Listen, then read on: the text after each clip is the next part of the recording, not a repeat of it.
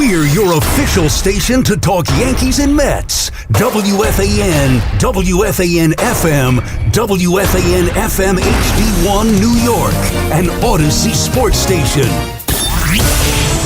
Evan Roberts. Tiki Barber. It's Evan and Tiki on WFAN, The Fan, 101.9 FM, and always live on the free Odyssey app. Yo! How's it shaking on this Thursday? Evan and Tiki on The Fan. We're going to lead you right up until New York Yankees baseball, matinee baseball this afternoon in the Bronx. As they try to win a series against the cityless Athletics, we will go deep into that game, as well as the criticism that is facing Ryan McMahon, who stinks. We'll get into the criticism that is facing David Peterson, who stinks. He wasn't as bad as it sounds. Okay, we'll get to that later, because you're obviously wrong. And we're going to learn a lot about something that I think is very, very important and instructive for this audience, because I even heard it on Boomer and Gio, the whole what George would do. It's a very common phrase at this radio station. I think their context was the Savannah Bananas being at Yankee Stadium. Like, what would George do? Take the money. That's what he would do. Probably so. Well, Mike Vicaro, one of the great sports writers in our city, wrote a book, The Bosses of the Bronx. Not only about the rise of George Steinbrenner and the tenure of George Steinbrenner, but even the handoff to House Steinbrenner, which is obviously a topic we talk a lot about at this radio station. So you will learn, I promise you, a lot more about the Steinbrenners when Mike Vicaro joins us at 11 o'clock. But today's a very important day because we are 2 weeks away from the NFL draft. And the joke is in politics, when someone endorses a presidential candidate, it usually means nothing. So I will confirm that our endorsements probably won't impact the decisions of the Jets and Giants, but today's endorsement day. We've had enough time to do research. We've had enough time to do the studying. We've had enough time to read mock drafts. 2 weeks out of the NFL draft, I'm not asking you what you think the Giants and Jets are going to do. I'm asking you what you think they should do. Yes. Not what they will do, what they should do. Today is endorsement day. The Jets are picking at 2 and 16. The Giants are at 5. Tiki Barber has been just studying this draft like it's, pick the comparison you want. Pick the religious document you want. Right. So let's cut the crap. At number 5, we'll start with the Giants. We'll get to the Jets. At number 5, Tiki Barber. John Harbaugh's listening right now. Joe Shane is definitely listening right now, or his kids will tell him what you say. Who should the Giants pick at 5? This is maybe the easiest one for me. Really? Because the Jets get complicated a little bit, and we'll get to that in a little bit, because they're of the 2 picks and the options that they have. But for the New York Giants, we've been talking about this for a while. The linebacker position has lost talent. It aged out last year. They had injury to Micah McFadden last year. He's back, but he's not the elite player. He's a very good player. He's not an elite player.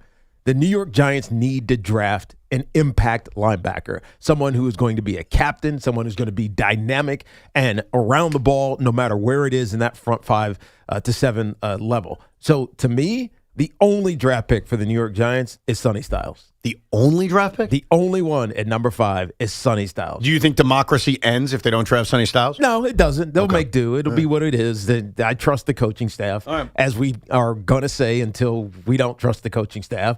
But Sonny Styles is who I am endorsing for the New York Giants to draft at number 5. Okay, because let me make this clear. They're very different kind of endorsements. There's the endorsement of, if you don't pick who I say, the country's dead. But then there's also, I call it the Colin Powell endorsement. I'll never forget when Colin Powell endorsed Barack Obama over John McCain. And Colin Powell was like, I'll be honest with you. I'm good either way. Yep. Like both guys. Yep. We're good, but I'm picking Obama, right? You are saying it's Sonny Styles, otherwise the country collapses. Yes, that's exactly what I'm saying. Okay. Over the defense. Right. Obviously different possibilities off of it. Can I go second, Sean, before you go? Yeah. I am not trolling when I say this, because I've really given it a lot of thought, and I totally understand everything you just said. And I would not be against the Giants drafting Sonny Styles. I don't think it's a bad pick. I don't think it's an awful pick. I think it's a very solid pick. I am very much entranced by Jeremiah Love, and I'm entranced by what he can do for this offense. And the other thing I'm kind of drawn in by is the old saying of just go get the best available player. just go get the guy who may end up in Canton. Right. And I know Dave Gettleman gave us that whole thing with Saquon Barkley. We got to get that out of our head.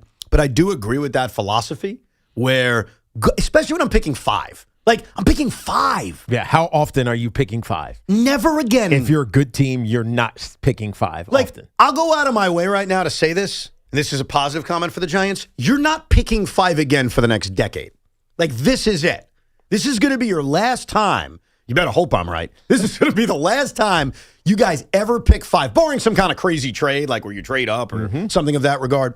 And so when you're picking that high, to me, I'm leaning more towards who's got that chance to be the best overall player.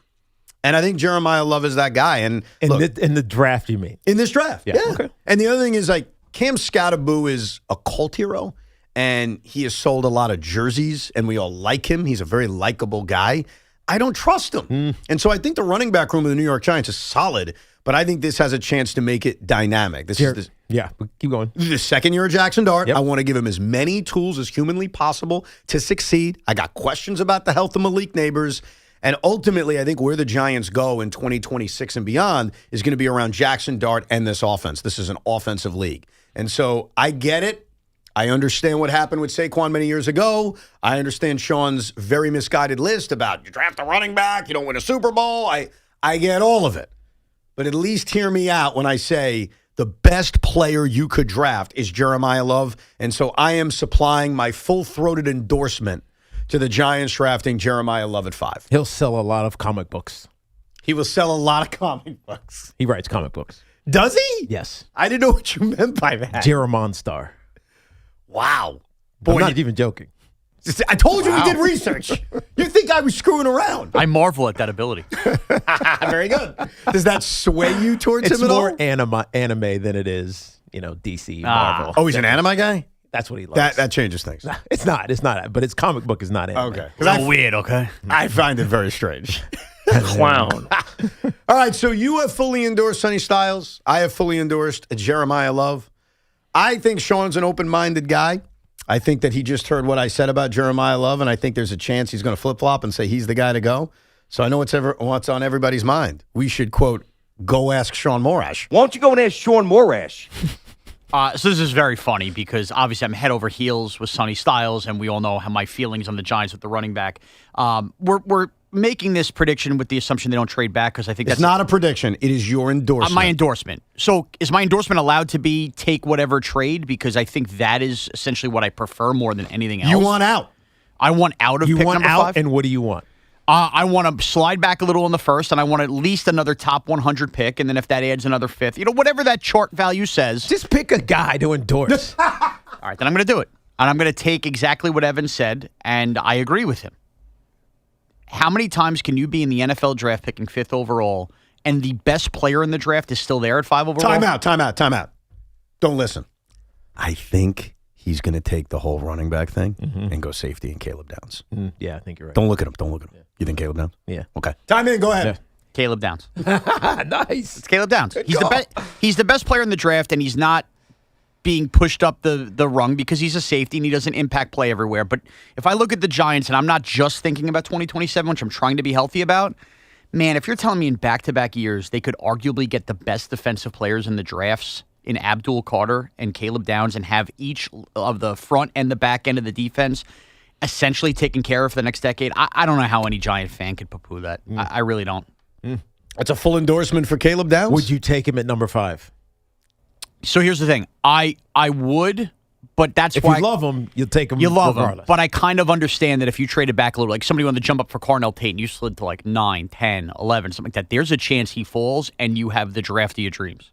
Yeah, I think the question is, what would you need to move back? Like, it's such an open statement to say, I want to trade back. Like, I could say that about the Jets, but the truth is, you got to tell me what I'm getting. Yeah. Like, that's a really big deal. And then you've got to play along and say, who's trading up and for whom? Like, there's usually a reason you're trading up. And obviously the biggest packages come with quarterbacks, not with other players. Not that we haven't seen it before. When you say wide receiver, I think of Sammy Watkins. Remember the trade up for Sammy Watkins and how much it cost? So it's not unheard of. Right. He had a decent career, but was it worth it? No. Probably not. Hell no, wasn't worth it. Look, and I'm being open-minded. I understand that everybody's like wants to pick horde on 2027 picks, so I'm not even saying you have to give me your first next year. But the truth is, I think the Giants not having a third-round pick this year is a big deal and plays into it. And I think you need to consider, can I get another pick to kind of figure out my interiors on both lines in rounds 2 and 3? You know what I like about your thinking? If you look at the top 10 in this draft, and there's a few teams that fit this mold, and I'm really putting the Giants over when I say this, but I truly mean it. You know, you've worked with me for almost 3 years now. Yep. I crap on the Giants plenty. So if I'm complimenting them, I genuinely believe it. I think they're one of the few teams, the Commanders and the Chiefs being the others, that are picking in the top 10, but are much better than that. Like, they're not your traditional, no offense to the Raiders or my team or the Cardinals or the Titans or the Browns. They suck. They're picking in the top 10 because they suck. And while there's an avenue to all of those teams turning it around, I don't think it's the same avenue as the Commanders, the Giants, and the Chiefs. Obviously, and the Bengals are in there, too. Yeah, I'd throw the Bengals slightly in there. Yeah. Slightly. They're weird. They're a weird team. Yeah, and I can't figure them at all. Their defense is completely compromised and has been for 2 years, and they don't seem to care. That's kind of the problem. Right. That's why I'm like, I don't know if I necessarily put them there. Right. But you could. I mean, they were in the Super Bowl 5 years ago, so it's not abnormal. Plus, they do have a legitimate franchise quarterback in Joe Burrow. And so, all the teams you mentioned, by the way, have in common. I think that's the common thread. Say that one more time. All the teams you mentioned that you think don't suck. That they don't, or at least we don't know yet. The Giants, the Commanders, they all have quarterbacks. And the Chiefs too. Yes. All of those teams have quarterbacks, and I think that's the difference. Yeah, I think that's a big part of it. But the reason I say that is I think that allows you to go kind of not crazy but creative in terms of drafting a safety or a running back at number 5. Like, I'm the Jets. I'm picking at 2. I have a very tough time taking a running back or a safety at 2 because I need so much. Right. And traditionally, those are players that doesn't make sense that early. They're usually not picked that early. I think the Jets, and that's why every time Sean brings it up where he says, why is that good for the Giants but not good for the Jets? I mean, the answer is simple. They're completely different franchises. It's like comparing the Knicks and the Nets right now in terms of who they should go after during the offseason. I mean, one team tanked, the other team's trying to win a championship.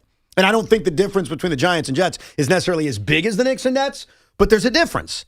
And I think when you have the talent and the wherewithal that the Giants have to turn this around quick, I think you can be aggressive taking a running back or safety at 5.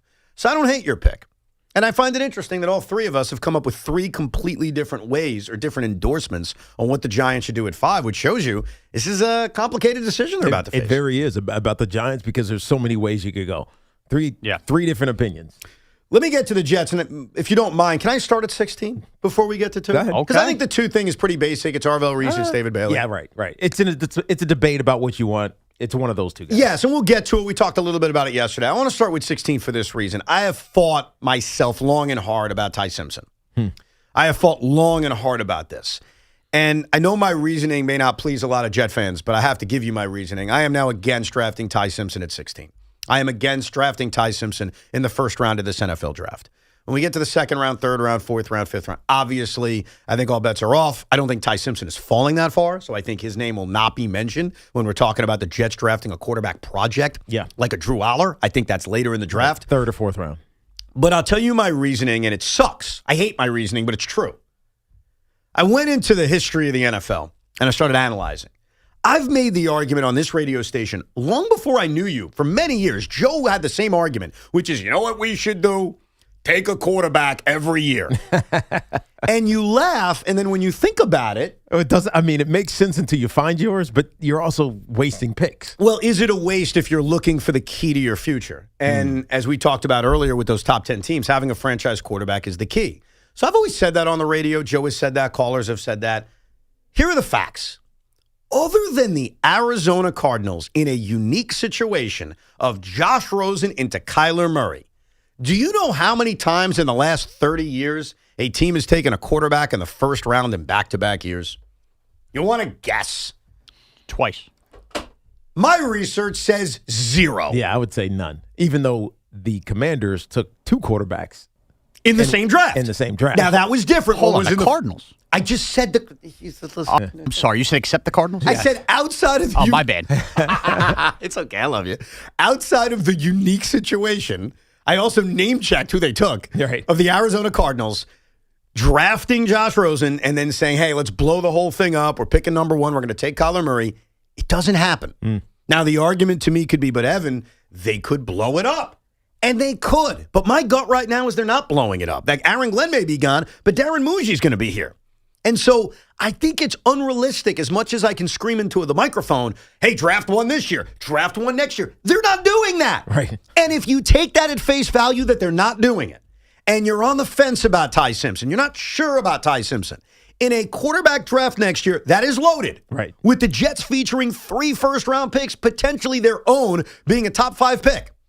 How could you use that bullet if it's not going to be used next year right now on a quarterback that you're not even fully sold on? So I hate to be a prisoner of history, but I just gave you the history. It kind of matters. It never happens. Right. And so for that reason, You have to stop saying it. I can't do it. Yeah. I'm not going to say it anymore, but I'm also going to make clear this is a part of my reasoning why I would not take Ty Simpson at 16.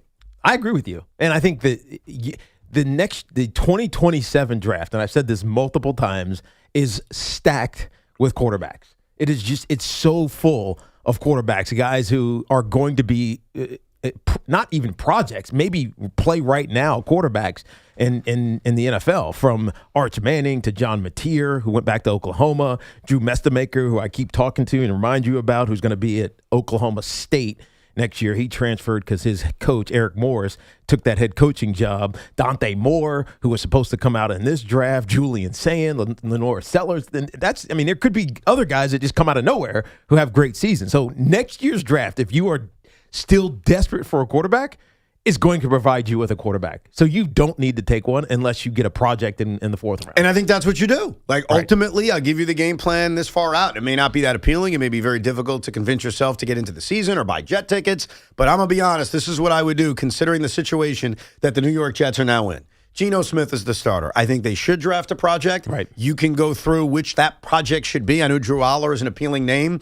I'm not drawn in by him. And a lot of that is history. A lot of that is the Jet history. Injury history as well. What school did he go to? Penn State. And what's his size? He's big and strong? Yeah. Remember Christian Hackenberg? Sounds just like him. It sounds exactly like him. Kerry Collins. Well, Kerry Collins had success. Watch my point, though. Yeah, Big, strong true. Penn State doesn't always have to be a failure. Different. That's different. That was also many more years ago. And by the way, not the Jets. Yeah, Drew Adler is big. He's 6'5", 230. Yeah. And I know that's not fair. Like, I fully admit that comparing Drew Aller to Christian Hackenberg is mean and unfair. I'm just being honest with you. But I would take a project 3rd round and beyond. Geno plays. Once the Jets are out of it, the kid plays. And we'll get an idea through a few weeks. Like we knew with Brady Cook. I mean, come on. It took us a snap. And we're like, yep, not it. So we'll do the same thing. And then in 2027, wherever they're picking, I hope the Jets win a lot of games. I want to be wrong about their season. But wherever they're picking, they will have 3 first-round picks, and they will be equipped to draft their future quarterback. And who's the guy who does the beast in The Athletic? Dane Brugler. Dane Brugler is good. He's very good. No, this beast is great. He wrote this column in The Athletic called The Beast. He gives all these details about the draft. And his comp of Ty Simpson makes me like kind of in the middle. His Ty Simpson comp is Daniel Jones. And I don't think Daniel Jones is bad. Right. I just need Daniel Jones to be healthy. So is Ty Simpson a healthy Daniel Jones? I don't think he had the injury history, but Daniel Jones didn't have an injury history at Duke. But Ty Simpson only played a season at Alabama. And he was hurt the second half of the year, which affected his play. He played through it, but he was hurt. Yeah, you're right. He did. We'll get to who we endorse at number 2. Plus, we'll hear from you, Giant fans and Jet fans. This is your chance to be heard because Joe Shane does listen. And there's a chance that he'll hear what you say and then repeat it to John Harbaugh and see if John will make that decision. So get your calls coming up, 888-808-1019. But it is time for the Yankee Turning Point of the Game. Be the first call to correctly identify yesterday's Turning Point of the Game at 866-540-WFAN, and you'll receive a $100 Wendy's gift card. From our friends at Wendy's, eat great, even late at Wendy's. It's all from your flagship station for New York Yankee baseball, The Fan. Right now, Amazon Hub Delivery is looking to partner with ambitious New York businesses to become Amazon Hub partners. Your staff deliver packages to customers in your area when it's convenient for you. And with each package delivered, your business gets paid. No startup cost or long-term contracts, and no delivery experience is required. It's a chance from Amazon Hub Delivery to earn extra money and at the same time gain exposure for your business. Sign up and learn more at amazon.com/hub delivery. That's amazon.com/HUB delivery. Our friends at Town Fair Tire remind you that at Town Fair Tire, you always get the guaranteed lowest price on name brand tires from Connecticut to Maine. Nobody beats Town Fair Tire. Nobody.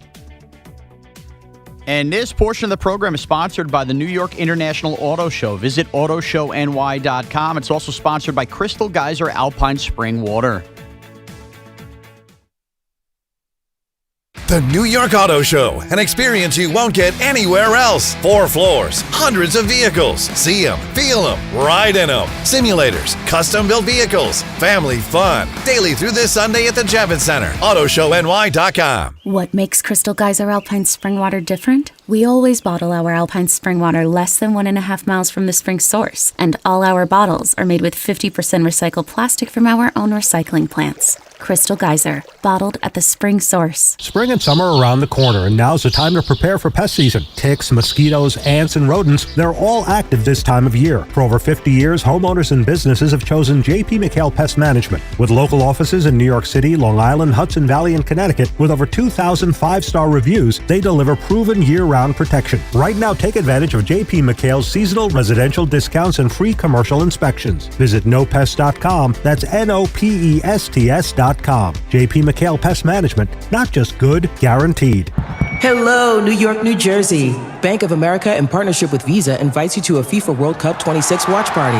Open an eligible Bank of America checking account in participating financial centers only for an opportunity to reserve 2 complimentary tickets while supplies last. Experience special musical guests, games, giveaways, food, and more, all at a legendary venue. Learn more at BofA.com/BofA Visa Watch Party. What would you like the power to do?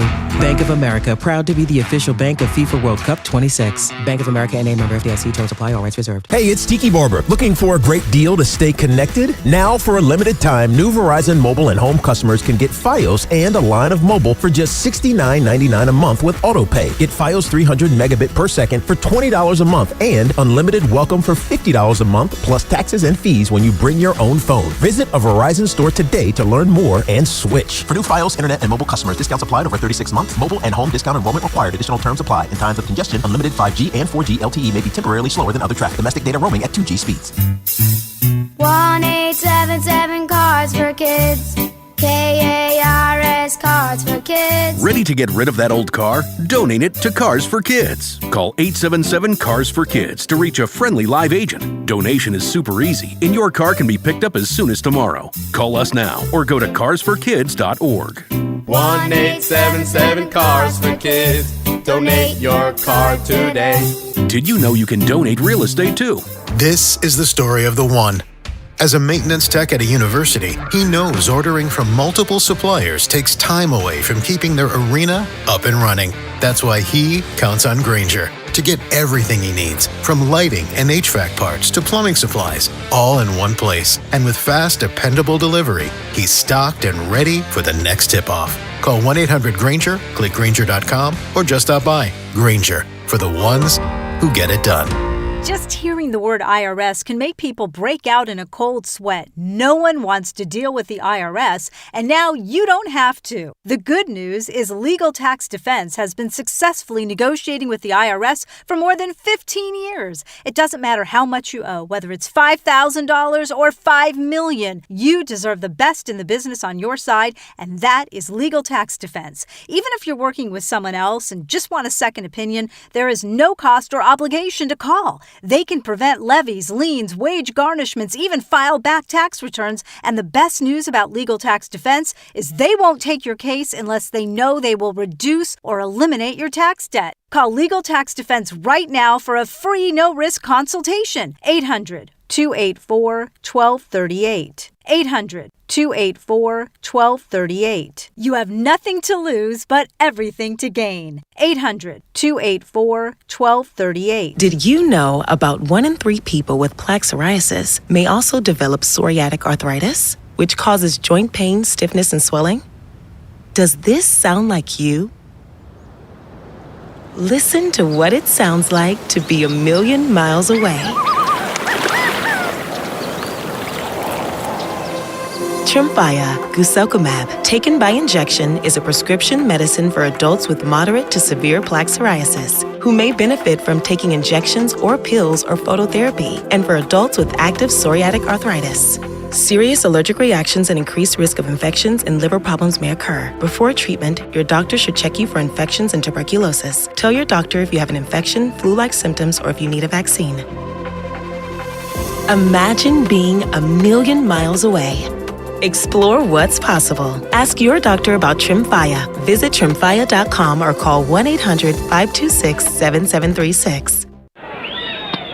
Tune in for the Yankees' first pitch, presented by Montefiore Einstein, the official hospital of the New York Yankees. Town Fair Tire, the area's largest independent name brand tire dealer, sells any Continental tire you choose at the guaranteed lowest price. And Town Fair gives you the most free services for life on your Continental tires. So if you're searching for the best price and the most free services for life on Continental tires, get a Town Fair Tire, because nobody beats a Town Fair Tire deal. And I mean nobody. Name brands at discount prices. Town Fair Tire at Nielsen.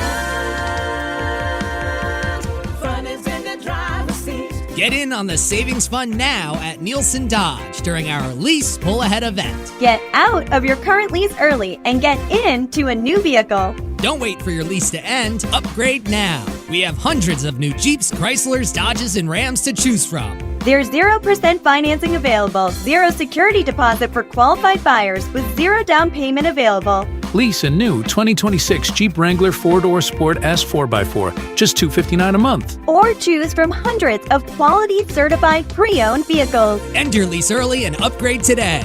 So, get out of the old and into the new. On Route 10 in East Hanover. Online at NielsenDodge.com. At Nielsen Dodge, fun is in the driver's seat. Declaration of Deals Sales Event. With approval term 24 months, due at sign 8104, add tax tag 498, doc fee, and DMV fees. See dealer for details. Hey everyone, Boomer Esiason here. I've spent years on the field learning what really matters most: reliability, consistency, and trust. That's why I love Red Pocket Mobile. You choose from 3 major 5G networks. Plans start at just $10 a month and stay there. Plus real customer care answers in under 2 minutes. Red Pocket Mobile, your new ultimate cell carrier.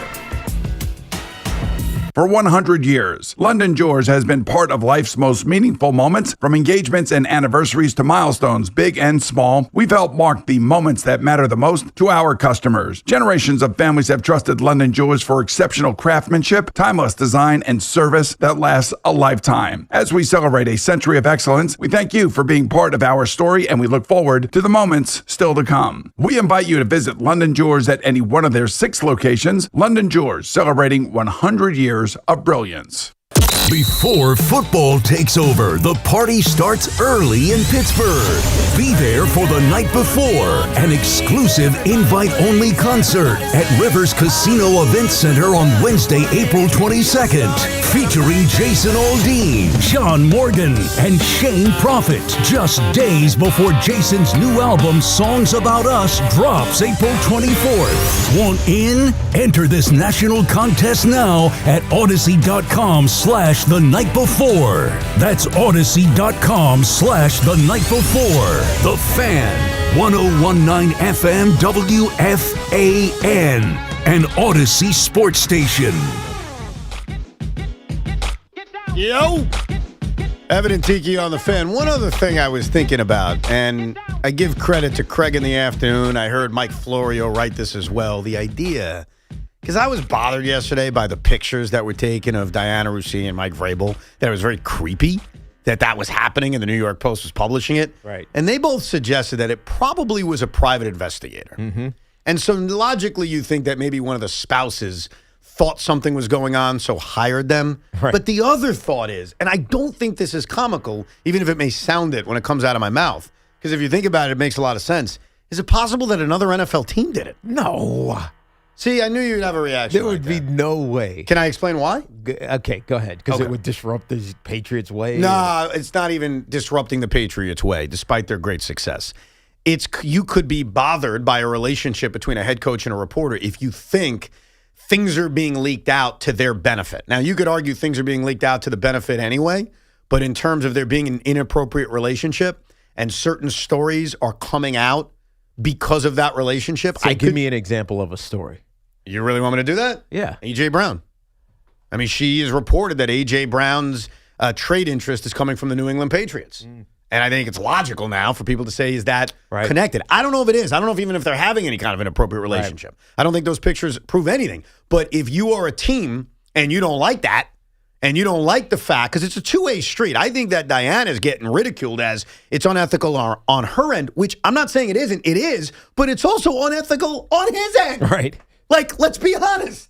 There's an inappropriate relationship reportedly. Yes. Or accusatorily, and then information is being leaked out that benefits you. So is it possible a team, I don't know what team, would say, I don't like this, and I'm going to put a stop to it? Are you saying the Eagles? I mean, sure. What about Aaron Glenn and the Jets? I don't know. Big Dom down there getting it done. I think you're sniffing around the right idea, Evan, and I don't know if anybody else has had this. I forgot to search Twitter or anything. I've thought about this. This is vindictive and spiteful. And I think you're right about like somebody in the NFL circles. Doesn't this have all the makings of Bill Belichick? Holy crap. He is so tired of everybody all over him and Jordan Hudson. Let me capture me on the Ring camera. Let me take a picture of us everywhere doing this, that, and the other thing. Hates what's going on in New England. Robert Kraft. Okay, yeah, I'm the slime ball. Let's go see what your coach is doing. This is the beauty of groupthink. That's interesting. This is the beauty of groupthink because to the credit of Carton and Florio, and I think I saw Emmanuel Acho say it like, okay, private eye. That's a really good thought. Yeah. Didn't think about that. Well, that's what it looks like. It looks like it. It's a great thought. Yeah. So it looks like a private eye. Because it's not somebody with their phone like, oh, look what I saw. This is somebody with a telephoto camera lens that's taking this from, I don't know, a long way away. So then naturally you go to the spouses, which makes complete sense. Like if you think someone's cheating on you, you want to catch them right in. How does it get in the public sphere? That's true. But then you say these people, Diana and Mike Vrabel, are high-profile people. Mm-hmm. And her reporting and his coaching may have pissed off other teams. And so it could be someone from another team. And then you take it to another level and say it's Bill Belichick. Good thought. It's a good thought. Well, could you not see Bill Belichick being spiteful? Everybody, it's real perfect there. I'm the clown, right, that everybody's taking pictures of with my female. Okay. I don't think that's crazy. In fact, if I was power ranking who hired the private eye, assuming it's not the spouses, I would probably put Bill Belichick number one. I put the Eagles at number two. I'd probably put the Jets at number three, because why not? They're in our division. Yeah. I don't think the Jets have their own stuff to worry about. The other I thing, would exonerate the Jets. You're exonerating the Jets? We're not smart enough to do that? Right. Is that what you're saying? We couldn't pull that off? The Jets are a sewer. Yeah. I mean, the whole thing is just bizarre. Mm-hmm. And I honestly tend to feel bad because it's their private life. But when it impacts like the integrity and reporting and all that, I understand why it then becomes a big story. The other last thing I'll say about this, and we'll get back to the draft and your calls, 888-808-1019, is Patriot fans are very aggressive to defend Mike Vrabel or to claim that none of this is true. Yeah. And the honest answer is we don't know if it's true. And we could all play the game of analyzing it, but none of us have any idea what the hell's going on. But the Patriot fan in general seems to just take his side and say this is nothing. And I wonder as New Yorkers if we would do the same thing. Like if one of our coaches, not even the football teams, the baseball teams, was involved in any kind of extracurricular affair, would we go out of our way to defend them because they're good at their job? I doubt it. I don't think we would. I don't think we would. I think we'd turn and we'd have opinions about it. And ultimately, it would probably be nothing. It's not going to cost him his job, just like I don't think this is going to cost Mike Vrabel his job. But maybe it just brings unwanted attention to something that he wanted private. Yeah. So, but then you just go do your job. I think we would just be honest. Yeah. Like, I don't think we would go out of our way. It's odd, and maybe it's one of those monolithic cities like Boston where they only have one team, so everyone comes together. We're not like that here in New York, where we're all mixed and we have a lot of people who aren't from here. So maybe that's the reason we just act differently. But I feel like if it was one of our coaches or managers, we would just be having an honest discussion. Right. It doesn't feel like there's an honest discussion there. It feels like, nah, it's a lie. Right. Fake news. Vrabel's great. Shut up. Everyone's out to get us. And in their defense, because I actually will defend them slightly, maybe they feel like people are out to get them because of the past. Right. Boston has been attacked at times for things that they deem as untrue. And if you want examples, I'll give you 3 of them. The Alex Cora Red Sox cheating scandal of 2018 that literally cost Alex Cora's job for one full season. There are many people out there, sort of rightfully so, who say that was a joke that he lost his job for a year. Right. And then the obvious stuff is the Belichick and the Spygate and the Deflategate and the Tom Brady stuff. And so I guess there also could be that defense mechanism that you think everyone's out to get you. It feels like they are. Yeah, but when you put it all together, it doesn't feel like it. So now I just made a defense of Boston. You did. Oh, by the way, I forgot about the Celtic coach situation. Which one? Yeah, what's his name? Lost his job. Ime Udoka ends up in Right. Houston. That's a good and they point. end up with Joe Mazzulla as the head coach, like right before the start of the season. What the hell is going up in Boston? What's up in Boston? There's a lot of weird crap going on. Dirty water. Dirty water. You nailed it.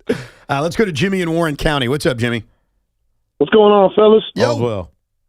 I won't be too mad at Jeremiah Love at 5, but this franchise was built on defense. It was built on linebacking. Yep. You got Prescott coming in here smirking and smiling for years. You got that snake in Philly running all over the place and running his mouth.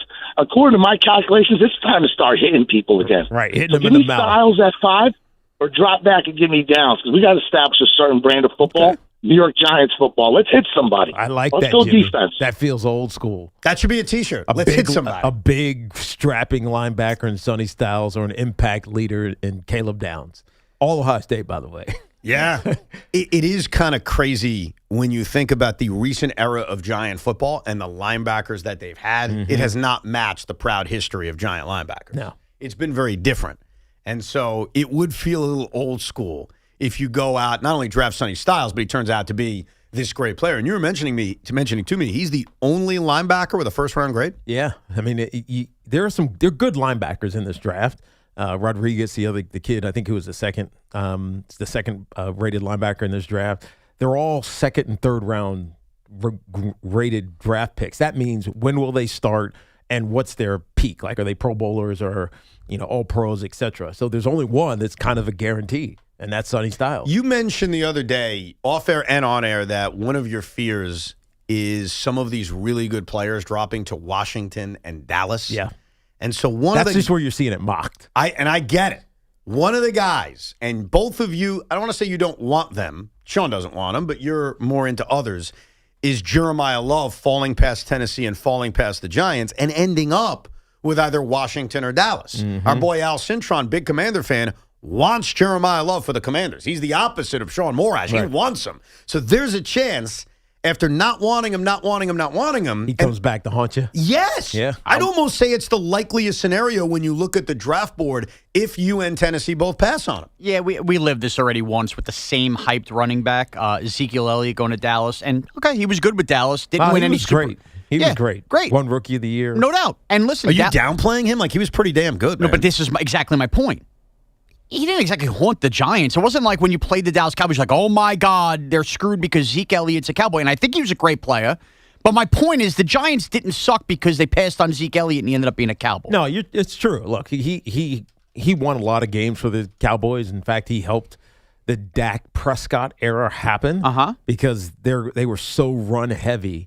And he was dominant. Their offensive line run game was amazing. That Dak didn't have to do that much. And it allowed Dak to develop nicely and slowly to become one of the best quarterbacks in the league. Whether you hate him or love him, that's a fact. Dak Prescott's one of the best quarterbacks in the league. Now, with that said, this is why people are also saying draft Jeremiah Love, because if he's great, a la Ezekiel Elliott, he'll then let Jackson Dart develop slowly or not have to have all the pressure to win games. And so he can then become one of the better quarterbacks in the league. In fairness, like, did you beat Ezekiel Elliott a lot?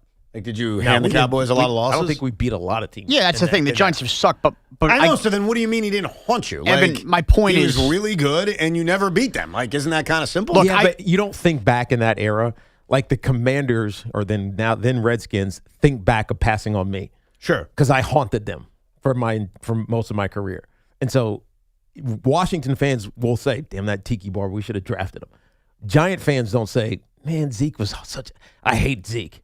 You didn't hate him. No, I completely agree with that. I think the circumstances that make this different, or at least potentially different, is that you're going to be good, right? We have high expectations. The Giants should be very good. Not this year, but in general. Like, this should be a good era of Giants football. That's the overall expectation with John Harbaugh taking over. So if you're going to be good for the next 7 years, and this player, Jeremiah Love, is in Washington, and they're good for the next 7 years, there's a higher chance of the haunt factor because you're actually good. Right. Well, you know what I mean? When you suck, your answer was, well, we lost everybody.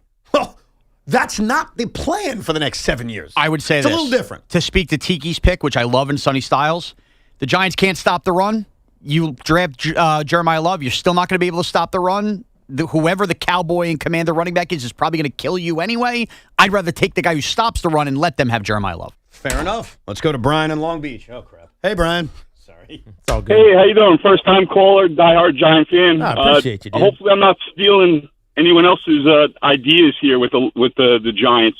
But what are the odds that you could take Tyrone Tracy, who was a receiver in college, and maybe slide him over to playing some slot at receiver, kill two birds with one stone, take Love, have a killer offense, and maybe use Tracy like a Debo Samuel? I was hoping maybe Tiki could give an answer on maybe moving this guy who was a receiver, great hands, short area quickness. Yeah, I mean, look, I think this new staff, led by Matt Nagy, has a real opportunity to diversify their offense and not make it hokey or quirky or whatever word you want to use, but use the unique skill sets of their skill position players to do things that you just don't see very often.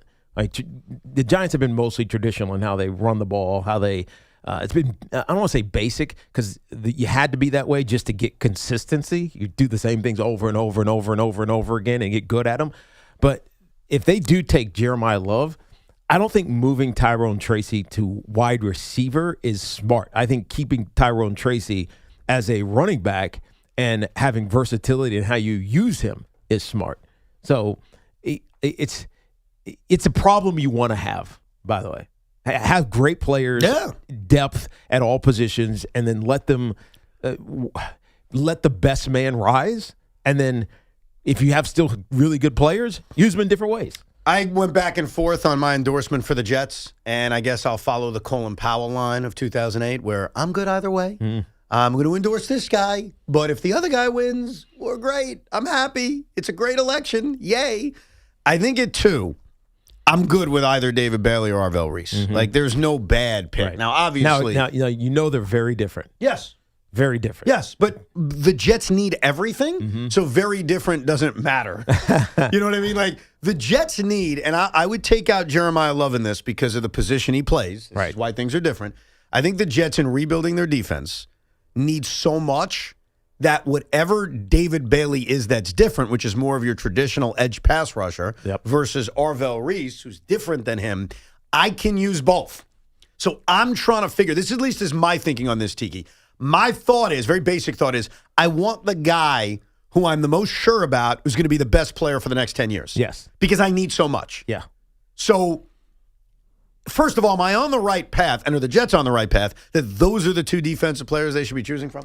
Those are definitely the 2 they should choose from. Okay. David Bailey is a traditional edge rusher. He's always on the edge. He's stand up and hand in the ground pass rusher. He's got a ton of different moves. Like, he has a plan. It seems like when you watch him. I called one of his games. You know he's getting to the quarterback. You know he's going to be disruptive, and he had 14 sacks or something like that, 14 and a half sacks last year. So the production shows itself.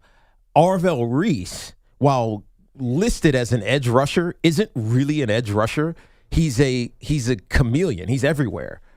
He lines up in the well as a 3-4 linebacker, and he's rushing on guards, kind of like the Abdul Carter role that we saw the Giants employ Abdul Carter in last year. He'll also just be a spy. So in a division where which they could use Josh Allen and Drake May. 100%. When you have a Josh Allen, particularly Josh Allen, who will kill you when things break down and he just scrambles. Arvell Reese is an unbelievable spy tracker of quarterbacks.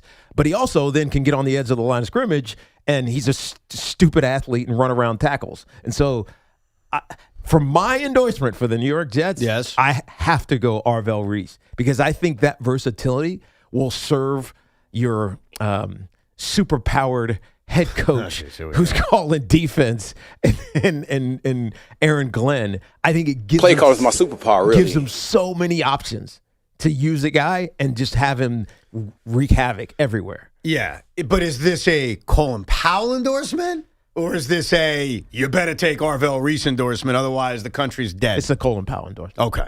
Yeah. Because that's how I feel. Because if you take David Bailey, you're going to be just fine. Yeah, and the reason I would take David Bailey is he feels safer. And he is. And that's what I would want. Yeah. Because I need good players. I need really good players, and I need a lot of them, and I can't have a bust. Like, I remember last year. Oh, Arvell Reese is not going to be Is he bust-proof?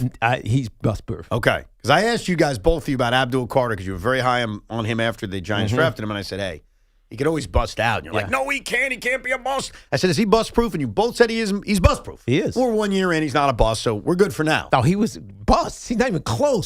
He was great. I'm saying he's not a bust. Why are you yelling at me? Because you're using a word that has nothing to do with him. Well, he had an unbelievable rookie season. No, you're missing. Despite the fan base not knowing what the hell they were watching and saying, he sucks. Okay. You're very sensitive because I didn't say he was a bust. I said I asked you guys, is he bust-proof? He has no sex. He's not good. Okay, buddy. But I didn't say any of that. Look at what he's being asked to do. And then determine whether he's good or not. I was just asking that last year, was he bust-proof? You said he is. He can't be a bust. And I'm telling you, both these guys are bust-proof. Okay, that's all I'm asking. I didn't say anything bad about so Abdul draft Carter. one of them. And that's exactly. And I'm going with David Bailey. They can both run for president. Whoever loses is vice president. They did that a few times. All right, Sean, just to prove you're not a Jet troll, because you're not, you're an IFO. You're an INFLDO, an independent NFL draft observer. It's a good one. Who do you endorse for the New York Jets? I'm endorsing David Bailey as well. But again, you're going to be fine with Arvell Reese, and I know they're a little different, but in terms of what Tiki was talking about, the versatility, you know what it reminds me of with Aaron Glenn and the Lions? When you took Aiden Hutchinson. That's the comp. I've heard that comp by a lot of people. Yeah. So and I think that just, you knew he was the safe, gonna be awesome, maybe never be Myles Garrett, but really freaking good. Right. And that's what it reminds me of with Aaron Glenn. I don't know how you go wrong. If I told you we're getting Aiden Hutchinson, aren't you head over heels? Of course. Yes, absolutely. 100%. I just, you got to be fair, because I've been reading and listening to the same stuff. There's been a very prominent Trayvon Walker, Aiden Hutchinson comp going on. Remember, Aiden Hutchinson went number 2 overall. Trayvon Walker went number 1 to Jacksonville. Right. And the comp has been Trayvon was Arvell Reese. He was the guy with the talent, and he could be amazing, but there was maybe a little bit more of a bust factor. And Hayden Hutchinson was more of the safer pick. And they went 1 and 2 back in 2022. I'm just saying that comp has been made by many, so you should, I don't know, cite your source. Well, Go ahead. I just disagree that Arvell Reese is Trayvon Walker. Trayvon Walker, if you remember that draft, he all of a sudden came out of nowhere to be the first pick. Arvell Reese, we've been centered on him being a top 3 pick for the better part since October. Right. So I get it. It's not about that. It's more about the raw talent and the potential of him. But Reese has done more at the college level than Walker has. It's more that he was more of the high upside comp compared to what we're doing right now with these two guys. It's not that they're the same. It's that it's similar in that vein. But I think those are clearly the choices, and we'll see which way the Jets go. It's a very soft tie. Soft tie. I don't think it's close. All right. I was just getting on Sean for, ripping off the now commonly used cliched comp of the 2022 draft to those two guys, and you didn't say, hey, got to give Peter Schrager some credit. He brought this comp up. Again, instead, you made it your own. I can't rip off something if I didn't know it existed, A. And number 2, I didn't mention Trayvon Walker. You did. Well, because he was drafted right before Aiden Hutchinson. I just made the Lions-Aaron Glenn connection with Aiden Hutchinson. Yeah, but Hayden Hutchinson was number 2. He's Aiden, not Hayden. I just said Aiden. Yeah. I didn't say Hayden. I said Aiden. Trayvon Walker was a traditional edge, like a traditional pass rusher. He was 280 coming out of, where the hell did he go to school? Trayvon Walker? Yeah. Florida, right? He went to Florida, Georgia? He went to I don't even remember now. Georgia. Went to Georgia. Yeah. So he's like 280. Yeah. Arvell Reese is 240. Runs a 4.38 40. He's an elite athlete. Who would you rather have right now, Aiden Hutchinson or Trayvon Walker? Aiden Hutchinson. Yeah. But I agree with you. I don't think Trayvon Walker is re-embodying himself in Arvell Reese. No, maybe not. They're not the same player. I got you. Let's go to Nick in Rockland. What's up, Nick? Hi, guys. I just wanted to first say it's my first time calling. Nice. Big Giants fan. Appreciate it. Big fan of the show. I'm glad you guys are on from 10 to 2. I drive around and listen to you guys. I appreciate you, man. Thank you. Appreciate you guys. So I just wanted to bring up something. I'm not sure if people have mentioned it before. It's just running backs typically boom in their first 5 years or have their best years of their career, I want to say, in their first 5-6 years. And typically with other positions, you don't typically get that. Yes. So I just feel like with the running back contract for the first-round pick, you could get 5 years out of it. They're still paid kind of high on that scale, being a top 5 pick. I just think it wouldn't be crazy to go Love, considering we almost paid for Kenneth Walker as well. Well, I think that's the proof that they're interested. Right. And Connor Hughes brought that up to us a few days ago. They tried to sign Kenneth Walker, and they were bidding high for him. They didn't get him. And I think that shows you that they would want a player like Jeremiah Love. I think I saw this, and I'm confirming it now. The rookie pay scale. So yeah, it's going to be about $8 million if I'm not mistaken. The fifth at number overall 5 pick will year one be making $8 million. So it's like look at me, I'm all over this. $45 million deal. So 4 years, $45 million, and a little bit less than what they bid for Kenneth Walker, and maybe better. Maybe he's better than Kenneth Walker. That's like $11 million a year. Yeah. So if the Giants draft Jeremiah Love, he'll be around the third or fourth highest paid running back in the league. Yeah. But they were willing to pay Kenneth Walker $13 million a year, according to Connor Hughes. So they're not opposed to it. Right. Let's guess the Yankee turning point, one of our favorite parts of every show. Yankees lost yesterday by a final score of 3-2. We'll do a lot more on the Yankees coming up as you begin your drive to Yankee Stadium. Should be a big crowd on what is going to be a decently nice but crisp Thursday afternoon. Including a new Yankee leadoff hitter today. Oh, we'll save that because I don't even know the answer. But let's get to this turning point. I'm a little out of the box here, okay? When Shea Langoliers, by the way, named after Shea Stadium, ripped the double in the ninth inning to set up second and third and nobody out, that was the turning point. Because at that point, there was a chance Bednar could get out of it. I mean, it was. He struck out the next batter. He almost got out of it when he struck out Soderstrom. But to me, that was that was only the first out, though. Right, but second and third, nobody out. Your odds of scoring are so high. Yeah. That's why I'm putting the Langoliers double even over the game-winning sacrifice fly by Brent Rooker. I'm going Langoliers double as the turning point of last night's Yankee game. I thought that Emmanuel Barbari was cynical and vindictive. I would say the turning point was when Aaron Boone brought in David Bednar at the top of the ninth inning. Well, it was a right move to make. It was a tie game at home. Yeah, and then he immediately gets a 1-2 count and then throws a splitter right over the middle of the plate. But that's David Bednar's fault. That's not Aaron Boone's fault. You're sitting there just saying, don't give him anything to hit. Dude, throw it out of the zone. David Bednar. He does this every single time. I know, but why are you attacking Boone? Because he gets out of it. And so, Bednar gets out of it, so you accept it until he doesn't. Right. So if I was cynical, I would say it was going to Bednar in a one-run, in a tie game. You can't say it's I'm Boone. gonna say Here's a call to the bullpen you can make. Ask for a salad. I do eat salads with chicken and protein. All right. And cheese. You're very sensitive. And Aaron, I eat salads too. Macaroni. And Shut up, Cubby. The turning point was Brent Rooker's sacrifice fly. That's lazy. That scored Nick Kurtz. I hope it's not, but ladies and gentlemen, last night, the turning point of the Yankee game. One out, runners at second and third. Come on. Floater set high and deep to right center field. Playable for Grisham. The runner at third. Kurtz tags. He's got good speed. He walks home.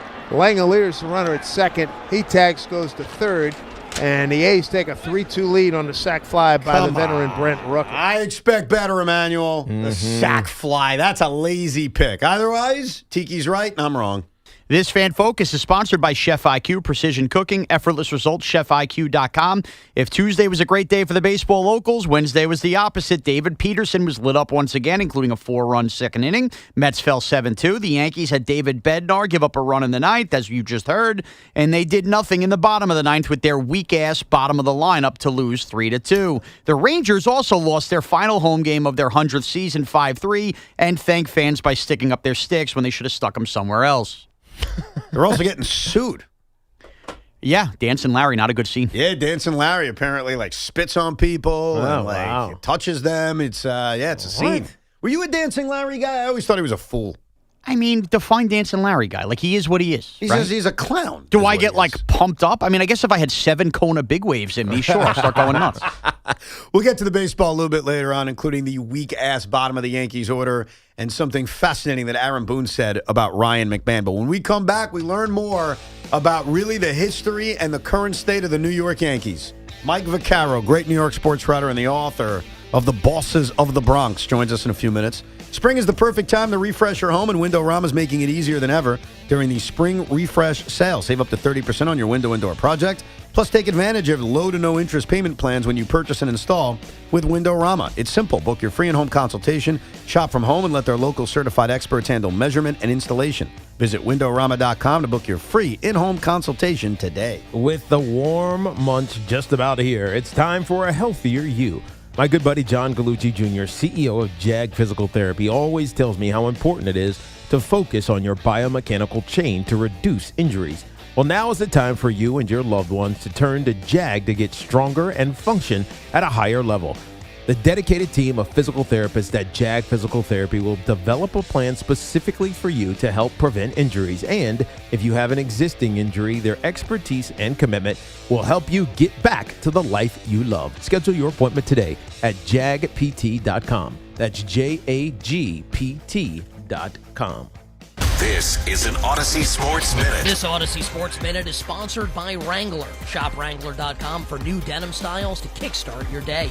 The Houston Texans picked up the 5th-year option on quarterback C.J. Stroud, and Stroud's been to the playoffs each of his first 3 years, but he was so bad in that playoff loss in New England against the Patriots that I think there should be legitimate questions about the Houston Texans entering this coming NFL season. I'm Nick Costos. Shriners Hospitals for Children has been creating wonderful opportunities for children in need. This life-changing medical care helps them do the things they've always dreamed of. Go to loveshriners.org. This is the story of the one. As a maintenance tech at a university, he knows ordering from multiple suppliers takes time away from keeping their arena up and running. That's why he counts on Grainger to get everything he needs, from lighting and HVAC parts to plumbing supplies, all in one place. And with fast, dependable delivery, he's stocked and ready for the next tip-off. Call 1-800-GRAINGER, click Grainger.com, or just stop by. Grainger, for the ones who get it done. I didn't ask to be thrown in the streets, but I did ask for help, and Covenant House was there for me. For these kids who didn't ask to be put in this unthinkable situation, Covenant House is there. To learn more, go to safeplacetosleep.org today. It's Deck Days at Lowe's, and the savings are stacked. Right now, pros get 15% off all in-stock composite decking from top brands like Trex, TimberTech, and Decorators. Plus, get a free DeWalt 20-volt max 5-amp-hour battery when you buy a select DeWalt tool. The deck's stacked in your favor with brands pros trust. Our best lineup is here at Lowe's. Valid through 4/22 while supplies last. Selection varies by location. My name is Christine, and I'm a widow. My husband, Ryan, was a healthy 34-year-old, and 3 months later, he was gone. Thankfully, he had life insurance. Ethos made it so easy. You can get a quote in seconds, apply in minutes, and get same-day coverage. 100% online, no medical exam. Life insurance didn't take away the loss, but it did give us the space to just grieve.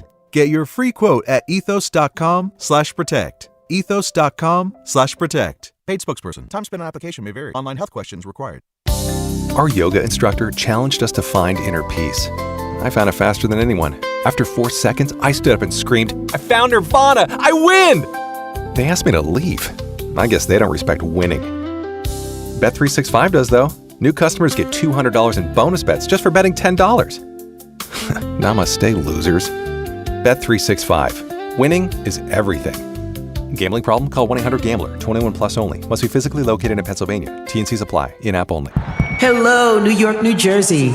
Bank of America, in partnership with Visa, invites you to a FIFA World Cup 26 watch party. Open an eligible Bank of America checking account in participating financial centers only for an opportunity to reserve 2 complimentary tickets while supplies last. Experience special musical guests, games, giveaways, food, and more, all at a legendary venue. Learn more at BofA.com/BofA Visa Watch Party. What would you like the power to do? Bank of America, proud to be the official bank of FIFA World Cup 26. Bank of America N.A. member FDIC. Terms apply. All rights reserved. I'm a 100% kind of guy, so I got Verizon Fios. It's 100% fiber internet because I do everything at 100%. What game should we watch? 100% of them. She hits a Penalty kick. out of the park! From way downtown for a Beautiful shot onto the green. You either have 100% fiber internet or you don't. Get Verizon Fios. It's super fast and reliable with ultra low lag. It's 100% or nothing. Call 1-833-VERIZON to switch today. When fighting lymphoma, leukemia, or myeloma, the right care team makes a difference. Hi, I'm Dr. Michelle Donato, Chief of Stem Cell Transplantation and Cellular Therapy at Hackensack University Medical Center's John Thurg Cancer Center. As the state's largest and most experienced CAR T-cell program, we pioneer life-saving options that empower your immune system to fight cancer. For personalized care in Hackensack or Neptune, call 833-CANCER-MD. I'm Bob Burke, founder and chairman of Burke America Parts Group, a family of brands that includes RepairClinic.com, an appliance and HVAC parts solution company that's grown into an international brand. Before AmericanEagle.com, we partially launched a new technology platform developed by another firm. American Eagle helped take our technology to a whole new level with digital marketing, software development, and business insights into our key markets, appliances, HVAC, and outdoor power equipment, and did so both on time and on budget. AmericanEagle.com has the resources, experience, and talent needed to produce solutions. Our new technology platform, developed by AmericanEagle.com, has produced tremendous results with higher traffic, conversion, engagement, and online revenue. If you have any home repairs you need to take care of, check us out at RepairClinic.com. If you need a world-class website or technology project, then I would highly recommend AmericanEagle.com. Call AmericanEagle.com at 773-NETWORK. That's AmericanEagle.com, 773-NETWORK. Pump up the volume. Business moves fast. Orders roll in, deadlines close in. When you ship with USPS Ground Advantage, you can keep up with confidence. Every package stays in our secure network from dock to door. And with nationwide reach, dependable tracking, and upfront affordable pricing, you get built-in peace of mind. You run the business. We run the routes. Visit USPS.com/Ground Advantage to learn more. Well, good morning, kiddo. I love that you're home from college. I've missed you. Still taking your Nature-Made vitamins? Every day. A multivitamin and a probiotic. You better be taking yours. Still looking out for me, Mom. I'll never stop. Made to care for you every day. Nature-Made, the #1 pharmacist-recommended vitamin and supplement brand. Find us in the vitamin aisle, based on a survey of pharmacists who recommend branded vitamins and supplements.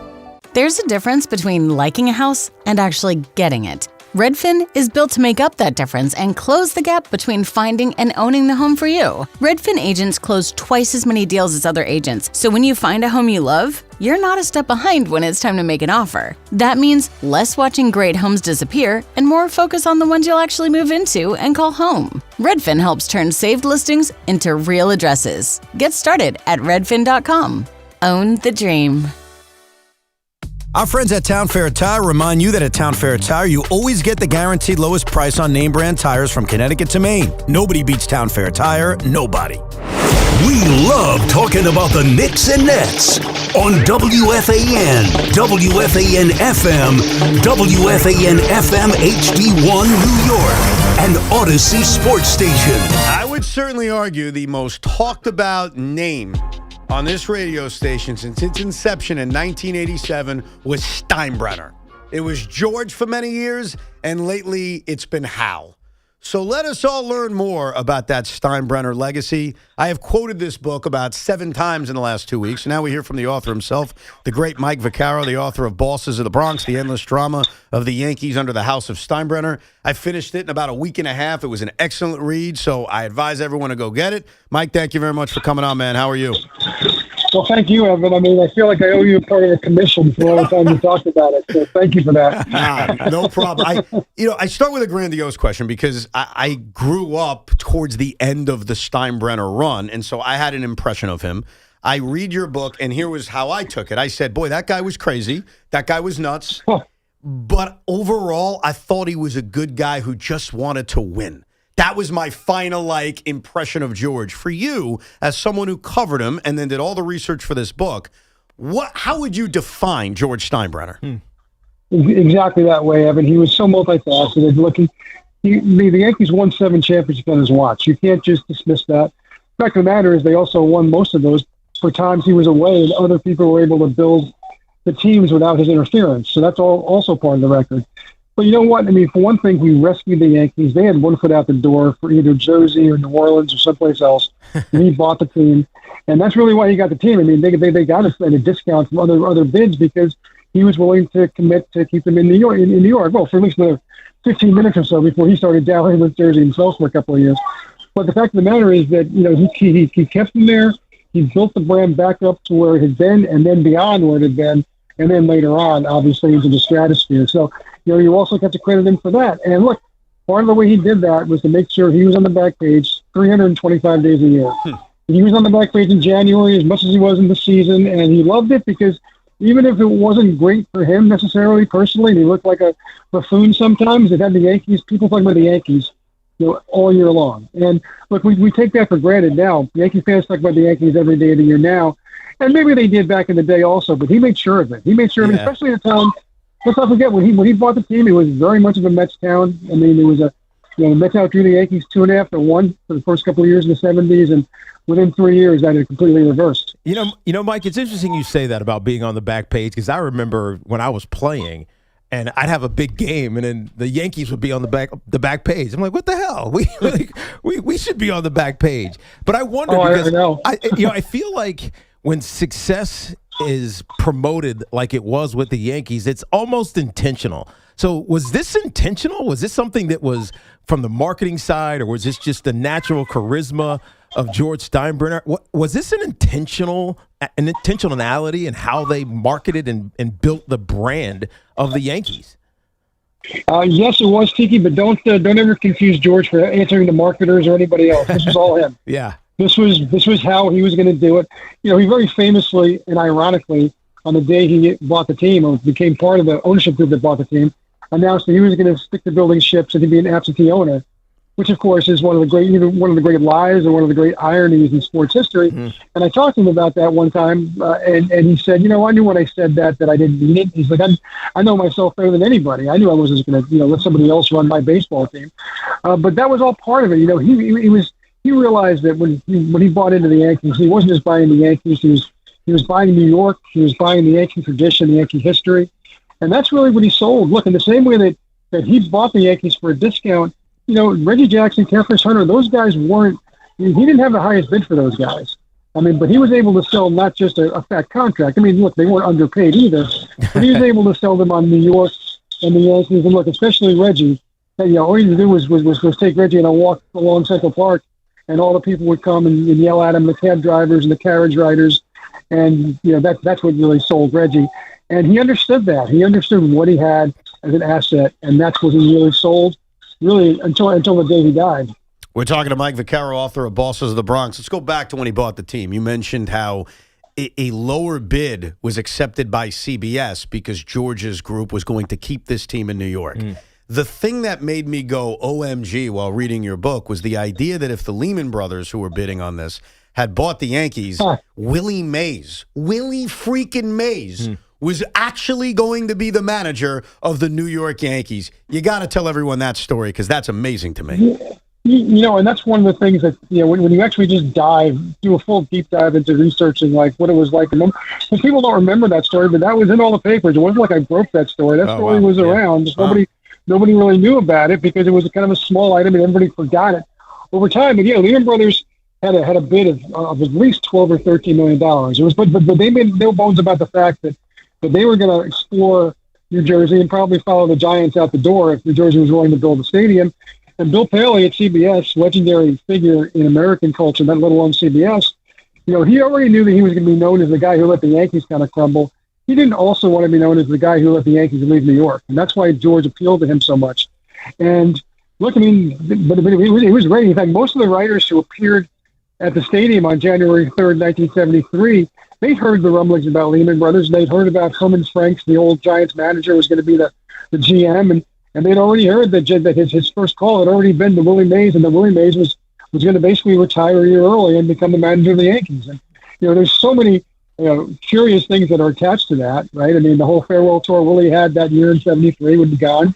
Willie would have been the first African-American manager, beating Frank Robinson by 2 years. And who knows what Willie would have done as a manager. I'm sure Willie probably wondered that the rest of his life, too, because he never did manage in the bigs. Yeah, my follow-up when Evan brought that up last week, Mike, was why didn't Willie become a manager? Well, I think that part of it, look, I mean, I think that I think it was good for him from a personal business standpoint to play that extra year. Right. Because he wound up ending in the World Series. He really was a pristine personality. He was marketable as Willie Mays. And he probably made a lot more money through the years as Willie Mays than he ever would have made managing. And look, I think there's also a lot of cautionary tales of great players who became managers. Ted Williams had a couple of good years with the Senators, but really he couldn't take the fact that there was a room full of guys who weren't as good as him. And that's probably what Willie would have encountered too. I'm not sure he would have managed too many Willie Mayses in his day. Right. And I just think that the opportunities that came his way immediately after he retired from the Mets on a fairly high note, he didn't have a great year, but the Mets did. They wound up in Game 7 of the World Series, and he played there in the World Series in his last year, much as he had his first.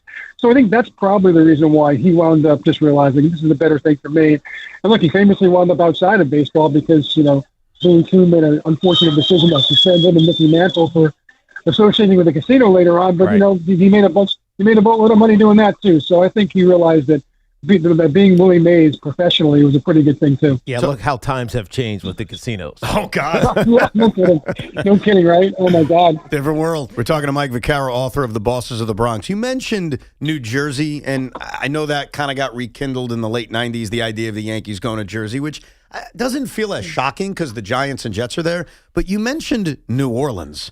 What was the connection, and how close did the Yankees, it sounds crazy to even say, how close did the Yankees ever come to actually relocating to New Orleans? Yeah, the New Orleans Yankees sounds weird, doesn't it? Yeah, on a lot of levels. Right. Well, look, I mean, they'd have to be the carpetbaggers, Mike. Exactly, Tiki. Look, I mean, the Superdome was being built at that time, and obviously they had the Saints as the main tenant, but they also were curious to see if they could attract a baseball team, and the Yankees were vulnerable. And the Yankees, were about to go to Shea Stadium. They had actually, Lee McPhail, who was the GM of the Yankees, actually agreed to play a full baseball series, a full regular season series at the Superdome in 1975 because they figured that's 70,000 fans a game for 3 games of the Yankees that go in their pockets, as opposed to playing in front of 17,000 people at Shea. Once George bought the team, they canceled that deal. And after that, then the interest in New Orleans cooled, and it was pretty clear that George wasn't going to be moved to go to New Orleans, so that kind of died. But, in the moment, it was certainly real because New Orleans wanted the baseball team, and, the Yankees were obviously the biggest fish out there, even if they were coming in as a depressed asset. Yeah. Let's fast forward a little bit, Mike. How far did the apple fall from the tree with Hal? Because that's what everybody references now. Well, George wouldn't have done this, and Hal gets away with X, Y, and Z. How different are they? Yeah, you guys get the same calls to the emails that I get when the Yankees are on their first 4-game winning streak of the year, right? Yep. Which is, George is rolling over in his grave. What would George do? And I understand that. Look, I mean, there is this notion, and this is part of the reason why I wrote the book, guys, is because, like you mentioned earlier, Evan, I mean, I think there's a lot of younger Yankees, maybe even Yankees of my generation who just have, Yankee fans rather, of my generation who just kind of have selective amnesia about this, but they kind of just remember George toward the end. When he was getting cheered and chanted at Yankee Stadium, and they hardly remember the fact that this is a guy, who was vulgarly chanted at in his own stadium by 40,000 people, not 10 years earlier. Right. And look, I mean, so Hal definitely knows that. Hal's never called it a burden to be the Steinbrenner who owns the team. He calls it a privilege, and I believe him. And I think the thing that bothers him is when people think he doesn't want to win as badly as his father, because he really does. And if you talk to him enough, you realize how much it matters to him and how much he desperately wants to win one. on his own. I mean, 09 really was his, even though the old man was still alive then. Right. But look, he's different. And here's the best way to answer your question, Tiki, and it's the way that Hal answered it to me. You know, he said, you know, when I watch the Yankees, if they lose a game in the ninth inning, I throw my shoe at the TV. He said, my father, when he watched the Yankees, they lost the game, he threw a shoe at the TV. But then he picked up the phone, called the Daily News and the Post, and he said, guess what I just did? I just threw my shoe at the TV. and that's 3 days of headlines right there. And guess what? One thing that Hal's not going to do? He's not going to pick up the phone and call me or Joel Sherman or John Heyman and say, guess what? I just threw my shoe at the TV. He's just not going to do it. That's not who he is. And that was the crazy thing. Like, Mike was telling stories in this book that George would call up all the writers and say, here's what I think about this. Here's what I think about that. Here's what I think about this. Almost like it was this purposeful dance. How is it like getting the phone call? Like being on the other end and getting that phone call from George because he needs to get some crap off his chest? I'll tell you what, one thing, it made you feel like you'd arrived as a New York writer. You know, in fact, my book opens with an anecdote. When the first time he called me, I was covering the Super Bowl in San Diego, and the phone rang at 3:37 in the morning, and I'm wondering who died, and it was George Steinbrenner saying, you sound like you were sleeping. And I said, George, I was sleeping. It's 3:30 in the morning. He's like, not here. It's 6:30 here. It's a very beautiful day in Tampa. What do you want to talk about? And so, and then all of a sudden we were off and running. And, you know, and here's the thing. People will ask me also this. I mean, how do you think George would survive in a social media world? I think George would thrive. I mean, instead of having to worry about calling us, he'd just go on Twitter all day. And I guarantee you that GMS3 would be a $7 million follower account on Twitter, on everything, on Threads, on Blue Sky, and everything. He'd be there with his phone in his hand. They'd probably have to try and hide his phone after a while because he'd live on social media. But here's the crazy thing, and I understand how we love him and Yankee fans adore him, but he went through, and this is unbelievable, and you cited this in the book because it's tough to add it up myself, 22 managers in about 20 years, which is absurd. Right. Now the Yankees are the height of we're not firing anybody. Right. They've had 3 managers in 30 years. That's the big difference, really, when you think about it. So isn't it better to be this than that? Not to knock George, but let's knock him. He hired Billy Martin 17 times. Right. Well, and that's what I say about, you know, people ask, what would George do? I'm like, well, I think Aaron Boone might still be the manager, but he'd be on his 3rd tenure as the manager. So that's the way George would do things. I think it's better doing it the way that Hal does. Look, I mean, Aaron, you're a Mets fan. I mean, I'm going to ask you, would you mind knowing that your team's going to win 95 games and go to the playoffs every single year? You probably sign up for that, right? Yeah, I'd be ecstatic. That's what the Yankees have under Hal. And look, there was this perception, again, this is also part of why I was so fascinated with writing this book. You know, there's this perception that if George were still alive, he would fire everybody, he'd make big trades, snap his fingers, and all of a sudden they'd be in the World Series. And people forget, you know, they're on a 17-year drought now, right? They had an 18-year drought under George in the 80s and into the 90s because, you know, he was so impetuous, so impatient that, you know, he would trade Doug Drabick for a song. He would trade Willie McGee on an impulse. And as Frank Costanza can tell you, he'll trade Jay Buhner. You know, and that's the reason why they were out of the World Series for 18 straight years. Yeah. Or didn't win a World Series for 18 straight years, I should say. And so, you know, that's on George's watch also. And that's what I always bring up when people say, well, it would be so much different if George did things his way. Maybe not. Yeah. I also think it's unfair, Mike, when people say, well, Hal doesn't do what George would do. The situation with the players and their agents in particular is so different than it ever was with George Steinbrenner. It's almost like the agent has control over what's going to happen. And you can't put it all on the owner to say, all right, well, I'm a private equity fund. I can spend $1 billion in offseason, you know? And so it's almost unfair, the pressure that gets put on Hal sometimes. That's so true, Tiki, and there's 2 examples of that. One, look, I mentioned Reggie Jackson earlier, and George knew he could appeal to Reggie's ego and how Reggie just badly wanted to play in New York and be a star in New York and all that stuff. And, you know, I don't know there's a lot of players like that right now who are going to, you know, leave money on the table for the ability to wear the pinstripes. I just don't think that's part of what players do anymore. It's certainly not what their agents are advising them to do. They want every nickel. And so that's different also. But, like, you know, in 1977, the Yankees, they were famously called the best team money could buy, right? And their payroll cost $3 million. And that's fun. You know, that's funny in the way that it's funny to talk about, you know, milk used to cost a nickel or whatnot. Right. But I mean, even if you translate that to $2,026, it's about $16 or $17 million, which is what you're going to pay Aaron Judge before the All-Star break, which is what you're going to pay Garrett Cole probably before he throws a pitch, you know, that counts this year. And, you know, now you're talking about, you know, in those days, George would hear from his partners that were angry that they hadn't had a dividend in a while, and he'd laugh about, well, enjoy your expensive season tickets, and they move on. Now Hal's got to have conversation with guys talking about maybe paying a player $750 million. And I get it, the Yankees make more money now too, but they're also competing against unlimited resources in LA with the Dodgers, in Toronto with the Blue Jays. Even in their own town, Tiki, you'll love this. I mean, Evan, you'll love this too. You know this. When George was coming to power with the Yankees in the 70s, he was going up against the Mets of Lorinda D. Roulet. He famously, asked if they could bring the foul balls out of the stands so they could wash them and use them tomorrow.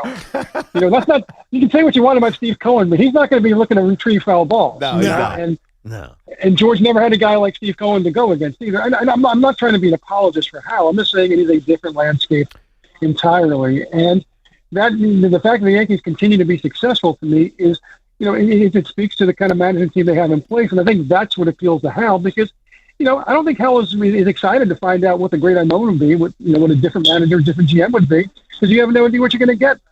Well, I think you hit on it because the money, the finances, the free agents, it'd be the same. And I think Yankee fans need to understand that. It's a different world. It wouldn't be much different under George. The difference would be the PR. The difference would be the Twitter account. Right. The difference would be the bombastic statements after losses. And yes, probably changing your manager 500 times. That would be different, and that doesn't necessarily mean you're better. It just doesn't. But here's the thing. It makes somebody feel better when they know that their owner cares as much as they do. And let's face it, that's not a thing just for the Yankees. I mean, whenever a team is going poorly, that's when you hear about the owner. You don't hear about the owner when things are going well, right? You don't really hear Knicks fans complain much about James Dolan anymore, which feels like a miracle of miracles. Good point. Now Winnie Johnson's the one getting the thing. What people want to know about Winnie, does he really care? I mean, I think anybody who invests billions of dollars in a sports franchise would probably rather win than lose. The one that fascinated me is I actually got a lot of emails from people saying that John Mara doesn't care as much as he used to. And I mean, Tiki, you can back me up on this. I've sat next to John Mara during Giants games. There is no lunatic fan on earth who cares more than John Mara when the Giants are playing a football game. Right. That's just the way it is. But when you don't have success, like I said earlier, the great deodorizer is winning, and that's what George found out. That's why when he died, he was feted as a king because the Yankees had started to win again. You mentioned, obviously, the transition, and we've talked about the transition to Hal. Obviously, Hank isn't with us anymore, but Hank had his moment where it felt like he was going to be the guy. Talk to us about how that transition occurred and how the decision was made that it was going to be Hal who would basically be the heir to the throne. There's a great story that I put in the book about when Hal was about 12 years old. Burger King put out a set of baseball cards for the Yankees, and 12-year-old Hal noticed that somehow missing was Lou Piniella. Of all players, right? Because I was always Steinbrenner's favorite guy. Yeah. And he told his father about it, and his father basically told Burger King, well, we can either sue you, or you can rush deliver like 5,000 Lou Piniella cards to the set. And, of course, guess what Burger King did? And it's hilarious because Hal still has one of those cards, and you can actually get a pretty good penny for that on eBay. Right. And he showed it to me. He said he still has that Lou Piniella card. And I think that George realized from the jump that Hal was probably going to be the guy to entrust the business operation to. Look, I mean, he loved Hank, and his older son. And in his heart of hearts, George would have had Hank be very involved. And what he would have liked, I think, is what there was for a while, which is Hank would be the spokesman in the face, and then Hal would be the guy in the back rooms doing whatever he did back there. And Hank really loved it for a while. I can tell you, as a columnist, when you were hungry for a back page, all you had to do was dial those numbers, and you got yourself a back page because, Hank was gold, and he would say anything that was on his mind, just like his old man. The difference is that, where George was still enjoying it, deep into his ownership, late into his life, Hank really tired of it. He told me one time, I don't know how my father did this because I just can't do this anymore. Yeah. It's too much, because then he realized people expect something from you all the time. Sometimes I just don't have a lot to say, but they expect me to. And of course, that never bothered George because he always figured out something to say. He'd always find a player to rip. And, it's funny. I think that George had so much more fun with the early Yankee champions than the later ones because he could always skirmish with guys like Reggie and Thurman and Goose, and all those guys would fight back with him, and Billy would fight back with him. None of those guys, he's not going to get into a tabloid war with Bernie Williams, right? Or Andy Pettit. That's right. The one time he got on Jeter's case, they wound up making a bundle of money together by doing a Visa commercial. Yes, right. So, it was different. I think he enjoyed it earlier in the time because, and look, he enjoyed winning no matter what. But I just think he really enjoyed the the engagement, and that's, I think, what made him so unique. We all know this, Mike. Kids are different. Like, they evolved from the 70s to the 80s, 90s. Now the 2000 kid was born in the aughts. Like, it's not the same situation, but it's also not the same situation with the sport itself. In George's day, baseball was king. Now football has become king. It's almost become more challenging from a ownership and a winning and an attention standpoint than I think it's ever been. Yeah, I would agree with that, Tiki, for sure. But I do think, look, I mean, the thing about George is, don't forget, George was a football coach. He literally was a football coach. He earned his first paychecks. Yeah. Oh, yeah, he was a football coach for 3 teams in the Big Ten, Northwestern and Ohio State and Purdue. He became great friends with Lou Saban and Woody Hayes because he was a coach first. Then his father said, time to start getting a real job, and he left that behind. But he always had a football coach mentality, and he always, look, I mean, why he was drawn to Billy Martin, I think, is because he saw Billy Martin as kind of a baseball version of a demanding football coach. Oh, and certainly his own way was to think of things. That's why he named Thurman Munson a captain. There has been no captain since Lou Gehrig died, but he made Thurman the captain because he felt that the team needed a captain.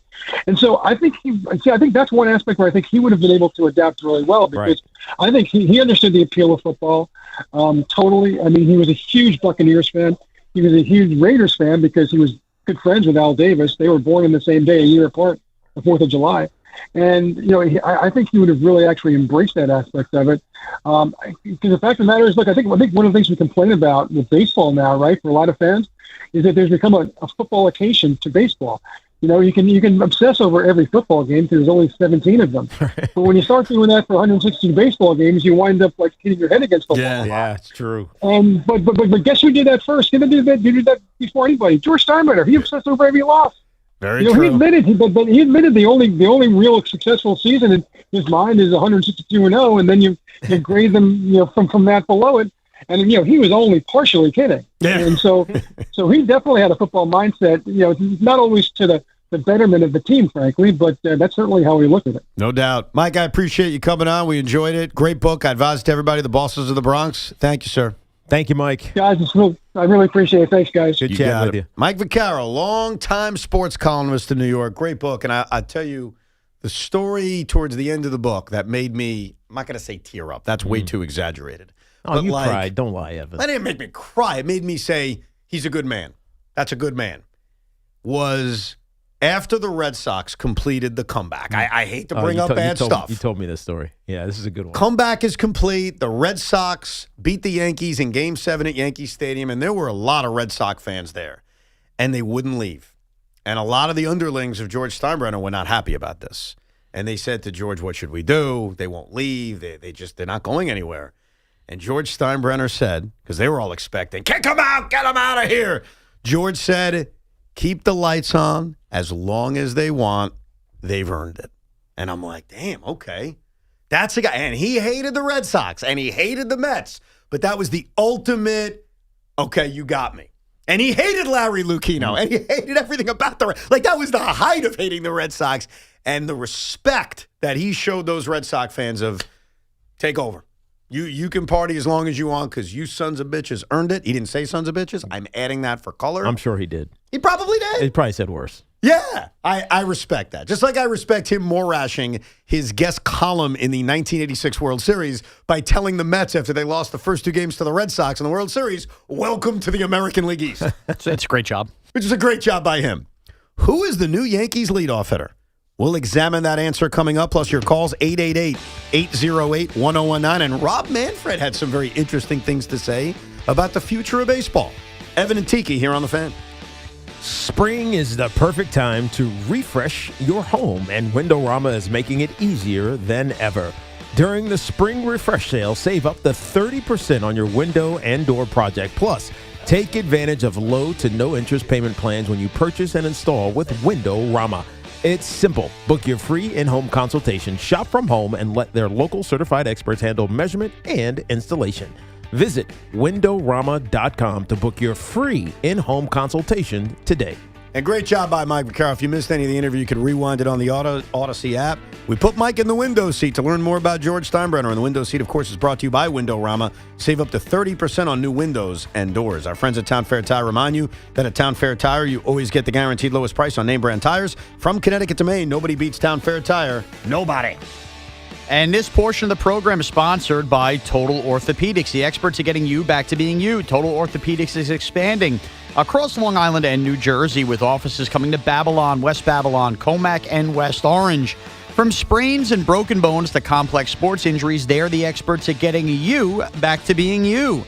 Visit TotalOrthoSportsMed.com today. Portion of the program also sponsored by Crystal Geyser Alpine Spring Water.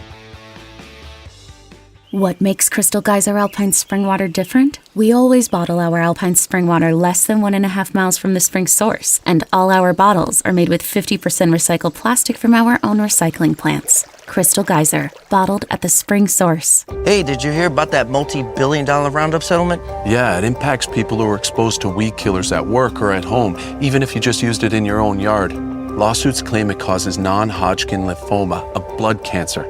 But we're not sick, so that doesn't affect us. But it does. This cancer can take 10 to 15 years to show up. That's a long time after exposure. It is, and that's why the settlement is paying claims for up to 21 years. If you get sick, even years from now, you could get $6,000 to $165,000 or more as part of this settlement. So what's the catch? If you stay in, you give up the right to sue them later. Learn more at weedkillerclass.com or call 1-888-403-8201. If you or a loved one has or had non-Hodgkin lymphoma, even if they've passed, you must register for benefits. That's weedkillerclass.com. 1-888-403-8201. Paid for by the Roundup Settlement. Hey, it's Tiki Barber. Looking for a great deal to stay connected? Now, for a limited time, new Verizon mobile and home customers can get Fios and a line of mobile for just $69.99 a month with AutoPay. Get Fios 300 megabit per second for $20 a month and unlimited welcome for $50 a month plus taxes and fees when you bring your own phone. Visit a Verizon store today to learn more and switch. For new Fios, internet, and mobile customers, discounts applied over 36 months. Mobile and home discount enrollment required. Additional terms apply. In times of congestion, unlimited 5G and 4G LTE may be temporarily slower than other traffic. Domestic data roaming at 2G speeds. Operating engineers Local 825 are the men and women who make our region move. So whether it's roads, bridges, or our favorite team stadium, they build and maintain the critical transportation, water, and energy infrastructure we rely on. That's why their advocacy organization, ELEC, the Engineers Labor Employer Cooperative, fights for those priorities every day. That's ELEC, representing the signatory contractors and the hardworking men and women who build both New York and New Jersey. Attention, have you racked up $10,000 or more in credit card debt?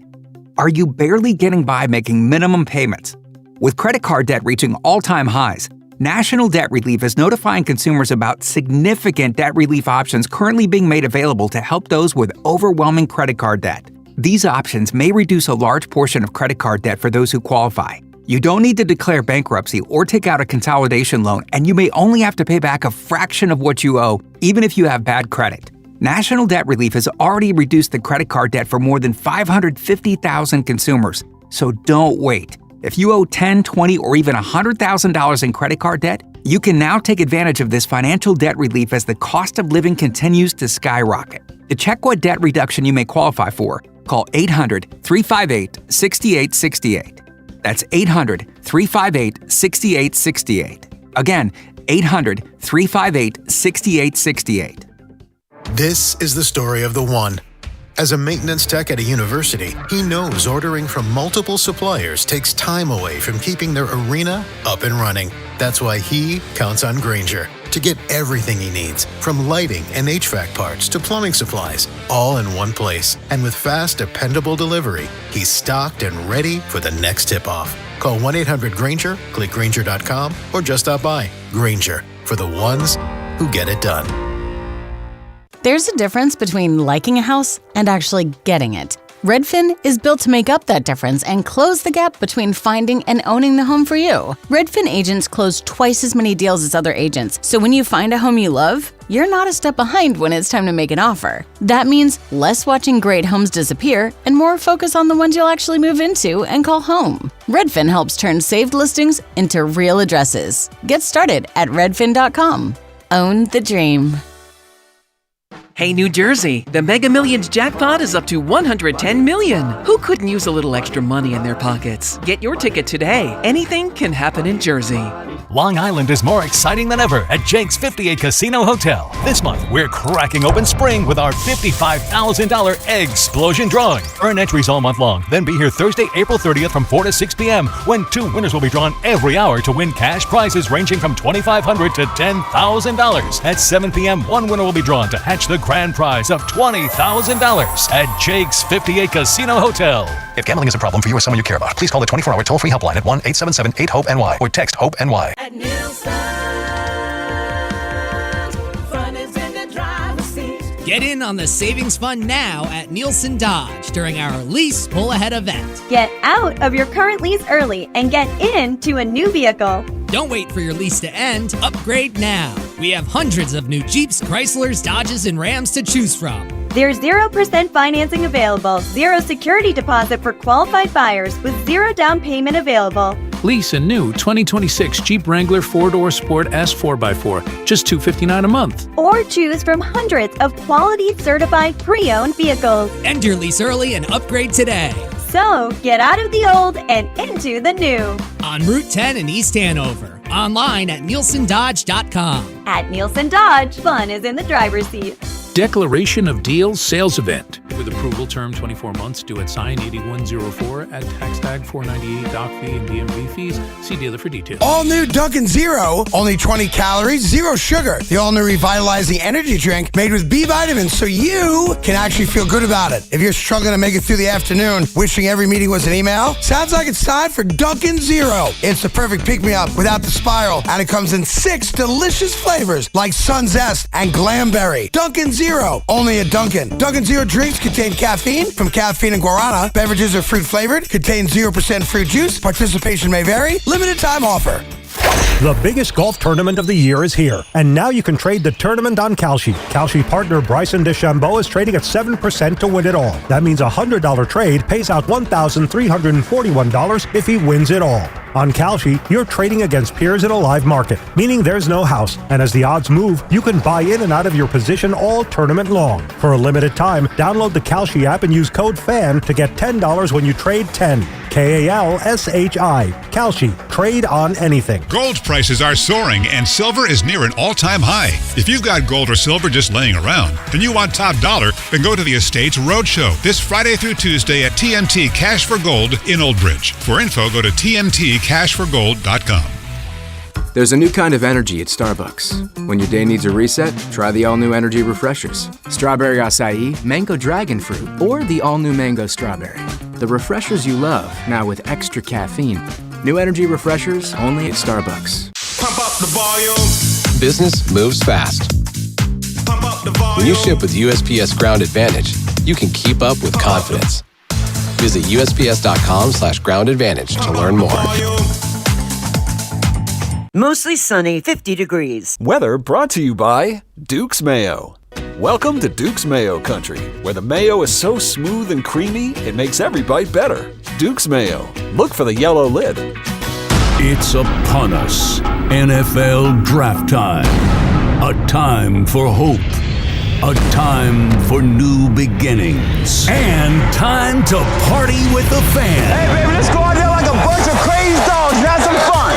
Round 1, Thursday, April 23rd. Big Blue and Gang Green will be on the clock, and the crew is getting together for a draft night hang. Boomer, Gio, and Jerry, Evan, Tiki, and Morash, Carton, and McMonigal will all crash the FAN rooftop here in Manhattan, and you can check them out streaming live at 7:30 p.m. on YouTube, X, Facebook, and Instagram. New York football changes that night, and it's all brought to you by FanDuel and your home for New York sports. WFAN, New York.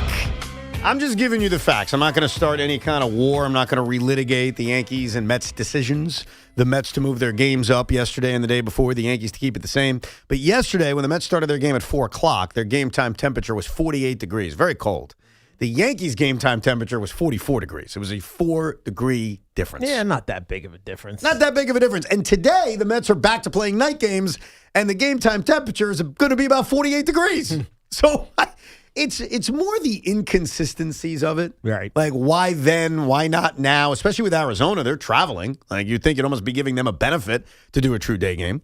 So it's all weird. Like, the Mets started doing this last year. I don't know if you guys remember, but they moved the game last year. Same scenario. It's very cold. We'll move it up. We're doing our fans a favor. And I said the same thing then, which is, you're really not doing all your fans a favor. There's plenty of fans who can no longer go to this game. Right. There will be less people in stands because of the game time change than not. So today's just a weird one because now the Yankees are playing a day game, regularly scheduled. The Mets didn't move their night game. And you look at the temperatures and you're like, what the hell's the difference? Is it really a big difference? All I know is tonight's a great night for my marriage because me and my wife have a happy marriage, and it is her birthday today. Happy birthday, baby. I love you. Happy birthday. Yeah, happy Mrs. birthday. Roberts. And there was never a thought, not even for a second, about asking my wife, can I go see Nolan McLean tonight? Not even a thought. Not even a thought. You've only mentioned it 3 days in a row. Yes, Never I a know. thought. Because I'm rubbing it in that I put my wife ahead of Nolan McLean. Or she just made an ultimatum that you refused to object to. I never asked the question. It was never an ultimatum. I've never heard somebody more try to convince themselves Yes. that they are doing something they do want to do. This is don't fight the fight you know you can't win. Let me tell you something. Let's just say I fought the fight. Let's just say I said, you know what, honey, I love you, blah, blah, blah. Here's your gift. I'm going to go see Mets Diamondbacks on a Thursday night because Nolan McLean's pitching. What do you think would be going through my mind in the top of the 4th inning with the Diamondbacks up 3-1 and it's 38 degrees and I'm freezing my you-know-what's off? Wouldn't I say to myself, what an idiot I am? Yes, you're saying I'm a moron. I'm a moron. I could just watch this on delay and have a great night with my wife as well. Exactly. And it's going to be 39 degrees outside. So I made a good decision. And by the way, I tweeted this out earlier. I'm doing the math. Hopefully it doesn't get jinxed. 1 week from yesterday, the Mets will play the Dodgers in Game 3 of their 3-game series at Chavez Ravine. The scheduled starters will be Nolan McLean versus Shohei Ohtani. And it's on ESPN. Juicy. Of course it is. It's a nationally televised game. Of course it is. You think that's an accident? What? The pitching matchup's an accident? You think that was pre-planned? I wouldn't put it past the Dodgers. It's also not even official yet. I'm just doing the math. I'm counting days for both players, and that's the assumption I'm making. Mets have no off days. The Dodgers have an off day today. They push Ohtani back, so he pitches on the 6th day. McLean's on his 5th day. Let's go. Anyhow. Great. So the Yankees made some lineup changes today, Sean? They did, Evan. I'm glad you asked because this Fan Focus is sponsored by Chef IQ Precision Cooking. Effortless results, chefiq.com. You're in the car heading to the stadium. Here you go. Here's your lineup. The leadoff hitter for the New York Yankees today is Ahmed Rosario, the flavor of the week. Who had that on the bingo card? Where's Trent? Well, here's the best part about Ahmed Rosario. He's not even playing third base tonight. He is playing second base. Oh, so he's going full right-handed lineup against Jeffrey Springs? Because remember, Ahmed Rosario over Jazz Chisholm, does that not ring a bell? Yep. Because I think that's what they did in the postseason game because of Ahmed's numbers against lefties. So based on you telling us that Jazz is out of the lineup, I'm going to assume all the lefties are sitting. Well, here we go. Except for like Ben Rice. Ben Rice has to play. Ahmed Rosario leads off. And both your second catchers are lefties, so you have no choice there. Okay, you let me know when I can finish. I'm sorry, go ahead. Okay. Ahmed Rosario leading off playing second base. Aaron Judge is the right fielder batting second. Cody Bellinger will play center field and bat third. Giancarlo will DH and clean up. Ben Rice bats fifth today as the first baseman. Randall Grichuk, how much wood could a Grichuk chuck if a Grichuk could chuck wood, plays left field. A Grichuk could chuck all the wood that a Grichuk could chuck if a Grichuk could chuck wood. I love that. I want you both to imagine that now in the John Sterling machine. I think that's why we're rooting for those that are not aware, check back to yesterday's show, the debut of the John Sterling machine. Austin Wells is the catcher batting seventh. Jose Caballero bats eighth and plays short. Ryan McMahon back at third base, making 4 outs, bats ninth. And Ryan Weathers is your starting pitcher. And this Fan Focus was sponsored by Town Fair Tire. Nobody beats Town Fair Tire. Nobody. Yeah, I guess you can't go full left because you have so many left-handers. So if you're going to sit Jazz Chisholm, who's going to play third base, and the answer is Ryan McMahon, Look, I know that Ryan McMahon's a mess, and we'll get more into him coming up in a few minutes because Aaron Boone did something very Booney-like after yesterday's game regarding Ryan McMahon. But Jazz Chisholm is also offensively not clicking right now. Right. And so sometimes an off day can actually help you. Jazz looks cold. I think that's what it is. You know, it looks like Sean, when cold mentally cripples you. Nobody wants to say it because it's an excuse. But I think it's a problem for a lot of players. You think? Yeah. You think Francisco Lindor's bad April and Marches may have just a tiny bit to do with the fact that 38-degree weather doesn't click with them? And here's the challenge, because baseball, you don't move. Like in football, you felt cold, but you'd man it up. You'd be like, I'm going to go out here with no sleeves. I'm going to show my toughness. But you're running the whole time. Right. Baseball, you're standing half the time. Right. So you could say, yeah, I'm going to man it up, but you're going to freeze your ass off. So it's a different mentality for baseball players than it is for other athletes who are moving while it's cold outside. No, it's a great point, and I battle with this every year because I don't want to sit here, whether it's right here on the Fan or the Rico, and just make excuses for guys and say, yeah, he sucks because it's cold. Let's all move on. So what I've learned to do is not make excuses for them, but not overreact to it. Like, for example, Jazz Chisholm is likely going to hit 30 home runs. He's likely going to hit probably 230, 240, and he's probably going to have an 800 OPS. Right. Francisco Lindor is likely to do Francisco Lindor things. Yeah. He's likely to hit 30 home runs. He's likely to drive in 80. He's likely to get those numbers where they are. So I think what we need to do is, yes, we can be pissed off because we're freezing our butts off at Yankee Stadium and Citi Field, so we don't want to make excuses for everybody. But we can at least admit that maybe we shouldn't over-exaggerate to what we're seeing because these conditions, they're clearly affecting everybody. Yeah, because they don't know how to get freaky with Vaseline. Excuse me? Yeah. You got to douse your body. Vaseline keeps you warm. Wait, now that you just said that, do you think that's what Jazz is doing? Because he couldn't stop. Again, I noticed this in October.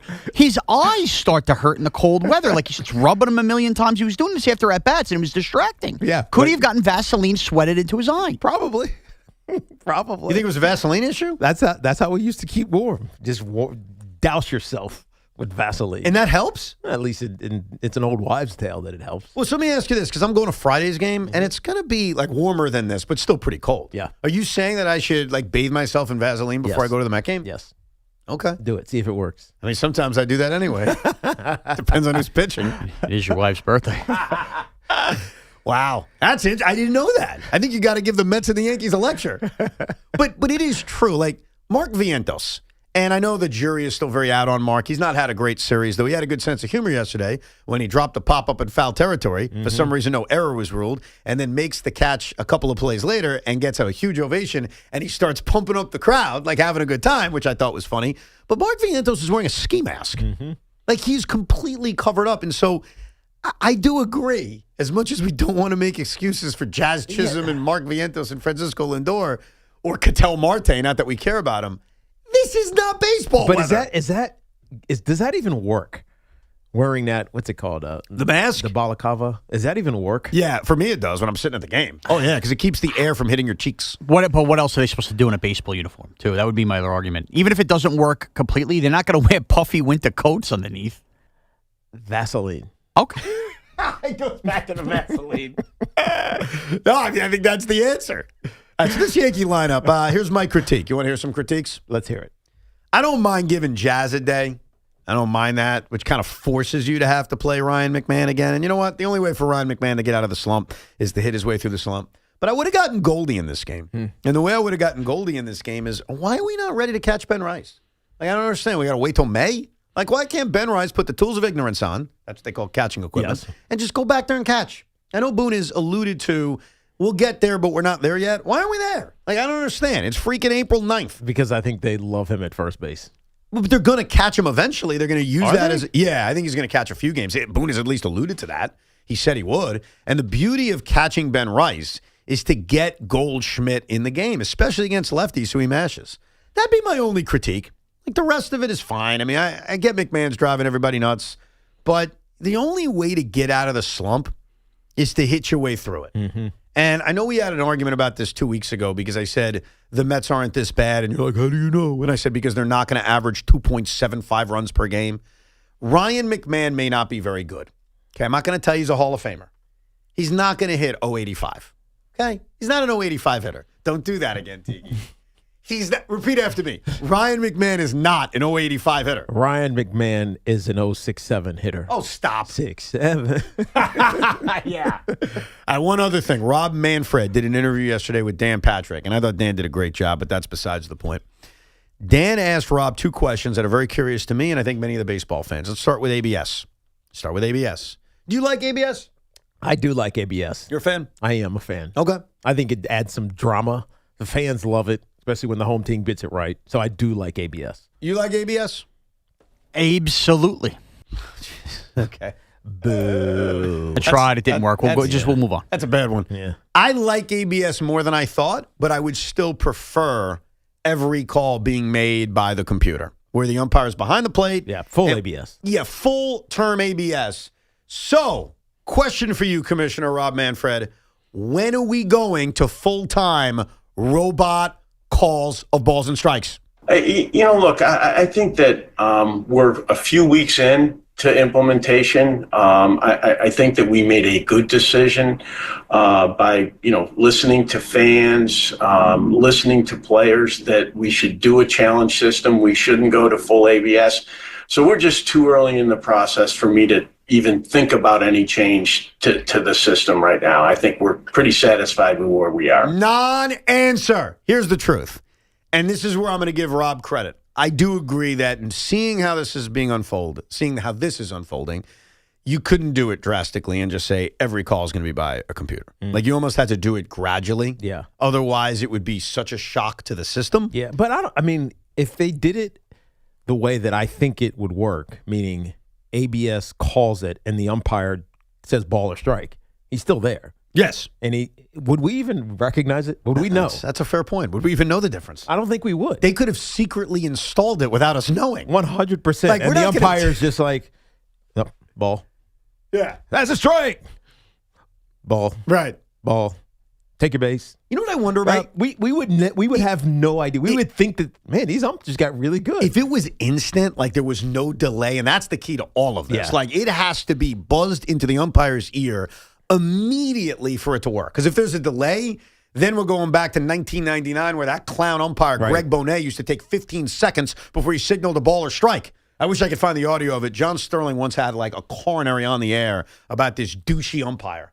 I mean, we're sitting here. Can you tell us if it's a ball or strike? It was unbelievable. But you're right. Like, if you kind of installed it without us realizing, maybe it wouldn't have been a big deal. It's a fair point. The other question for this commissioner, and I'll ask you, because I honestly don't know how you feel about this. Go ahead. I don't like the extra inning rules in Major League Baseball. I don't. I hate it. The Manfred man, the Ghost Runner. Yeah, you hate the Ghost Runner. I do not like it. Do you like it? I don't mind it because I know what its purpose is. You need to save bullpens during the regular season. But I have a solution to that. Which is? Each team would be able to carry a non-rostered pitcher who can only appear into a game if the game goes extra innings. And then that guy would be almost your safety valve. And then you could switch the guy out every 5 days. He's your position player who comes in when things get out of hand. Right, except it's not a position player, it's an actual pitcher. Right. So, like, in the Mets case, Austin Warren for 5 days is the extra guy. And then after 5 days, because they want to keep him sharp, he goes back to Syracuse. He's replaced by another pitcher. And so you have an emergency pitcher. Like, it's not that complicated. That's actually not a bad idea. Oh, look at that. I'm actually smart. No. Well, maybe Rob Manfred should give me a call. Right. Instead of ducking interviews. And it's another job. It's like an extra job. Yeah. Right? It's the same thing that happened with the NFL after COVID. Yeah. When they expanded the practice squad rosters and made the availability for practice squad players to go up and down, I think it's 3 times before they have to get signed to the active roster. It created like new jobs. And it solves the issue that everyone always says, which is the pitchers. And I totally get that, by the way. Like, that is a real issue, and I acknowledge it, and I'm responding with, okay, here's my plan. Yeah. I mean, if that was the fix, then you didn't get rid of the Manfred rip. Well, let me ask you something, because we're about to play this clip, and I was so excited to hear his answer. Because Dan Patrick, who I commend, admitted he, like me, hates the extra inning rule. And he told Rob that. He's like, I hate the rule. Mm-hmm. And very promptly said, do you see a world where we get rid of it? Which I was so glad to hear. And that pause, waiting for that answer, was so exciting to me because I wanted Rob to say, yeah, we may get rid of it. Here's Rob's answer. Look, I think that it is here to stay. I think the health and safety concern, the popularity of it among the players, I think it's one that is going to be with us. Son of a bitch. Not him. Not you, Rob. You're not a son of a bee. Just the answer, son of a the idea that it's not going anywhere. And I have an answer. Like, I gave you the answer. It's simple. If you're concerned about health and safety of the pitchers, if that's what you meant, by the way, you want two guys? I'll give you two guys. Two guys are emergency pitchers. In each series, you change it out so they go back to the minor leagues and they stay fresh. I solved it. But do the fans really want to go home? Is that really what it comes down to? Because I said this to Sean. I know we had this argument a week ago. I said, if you want to go home, go home. I may not want to go home. So I'll stay. I'll watch the 17th inning. You go to sleep. It's not my problem. It is your problem. You're in the minority. No. Oh, am I? Oh, yeah. Okay, so I didn't pull this clip, so you have to trust me. But Rob was asked, what is the most controversial thing that you've done? And he said it's very split about the extra inning rule. Yeah. Now, where he, I think, BS'd us is it's not split. Most people freaking hate it. But Rob kind of moved it to, it's 50-50. It's very close. Now, I happen to not believe him. But if you want to believe him, he said it's mixed. So you are saying what exactly? I'm saying that all you got to do is look at TV cameras anytime there's been a 16, 15, 17 inning game, and you tell me what the majority of people at games think. Doesn't mean people want the rule to be a fugazi rule where a guy goes on second in the 10th. I think it's very easy for people until they're at that game to go, yeah, no, I hate this. And then the moment they're at the game, they love it. But it isn't only about people at the game. It's also about, baseball fans who may be sitting at home or maybe not sitting at home, but just say, hey, I'd rather determine a winner based on real baseball, not sticking a ghost runner on second base. They say that until they're there. Hey, look, all I know is I'll end this argument by saying you won because the commissioner, the dictator of Major League Baseball, just told us it's here for good. And I'll end this argument by saying I get the last word. No, I just gave you the last word. No, I get the last word. I'll give you another last word. No, I get the last word. I'll give you another last word. No, last word. Well, hold on, something else. I'm not arguing about the pitcher hitting anymore because I lost. I used to fight about that all the time. Me and JJ got into it once. Universal DH. I lost. The best thing that baseball ever did. Now you're starting with me.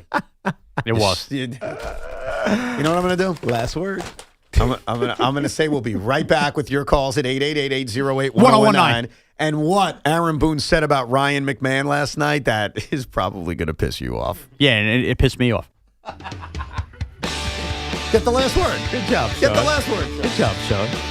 Fanatics Fest, the world's #1 sports fan festival, returns to the Jacob Javits Convention Center in New York City from July 16th to the 19th. See top athletes and just announced former Met and Yankee greats Mike Piazza, Jorge Posada, David Wright, Mariano Rivera, Keith Hernandez, Don Mattingly, Darryl Strawberry, Andy Pettitte, and Jose Reyes. Live panels, autographs, photo ops, rare trading cards, and memorabilia, plus exclusive merch drops you can only get at Fanatics Fest. This is the ultimate weekend where sports and culture collide. Tickets are on sale now, so grab yours at fanaticsfest.com. And this Odyssey Sports Minute is brought to you by Flag and Anthem, real clothes for real life. This is an Odyssey Sports Minute. The Oklahoma City Thunder keep making history. Just clinched the 1 seed in the Western Conference playoffs, home court advantage throughout the NBA playoffs, only the 6th team in the history of the league to clinch the 1 seed in its conference playoffs 3 years in a row. SGA about to win another MVP. Probably going to win Finals MVP. I think the Thunder are going to win the championship. This is a history-making team in Oklahoma City. I'm Nick Customers. I need a little range, step to the range. There's a new flavor in town, the Jalapeno Ranch Club at Chick-fil-A. With that juicy Chick-fil-A original spicy or grilled chicken, a buttermilk ranch bun, candied bacon, pepper jack cheese, and jalapeno ranch sauce. It's got big ranch vibes with a little heat.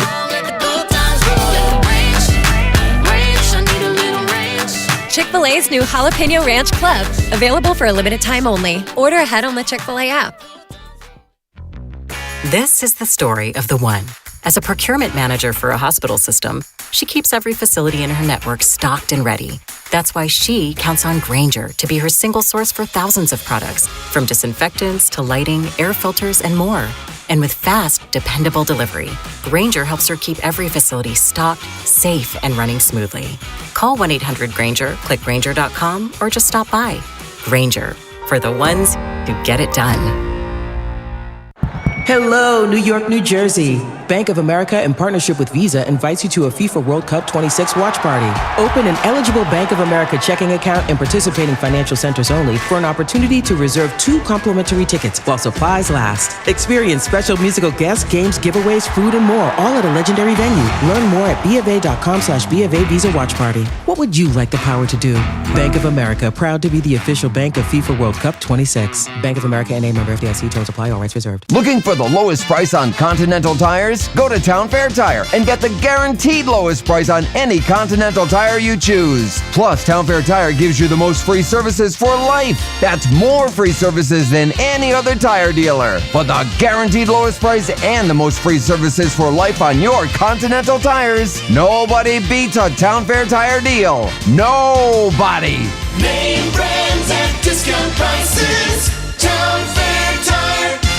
At Northwell's Cardiovascular Institute, there's no heart condition too complex for the most experienced team in the tri-state area, with the nation's highest cardiac success rates.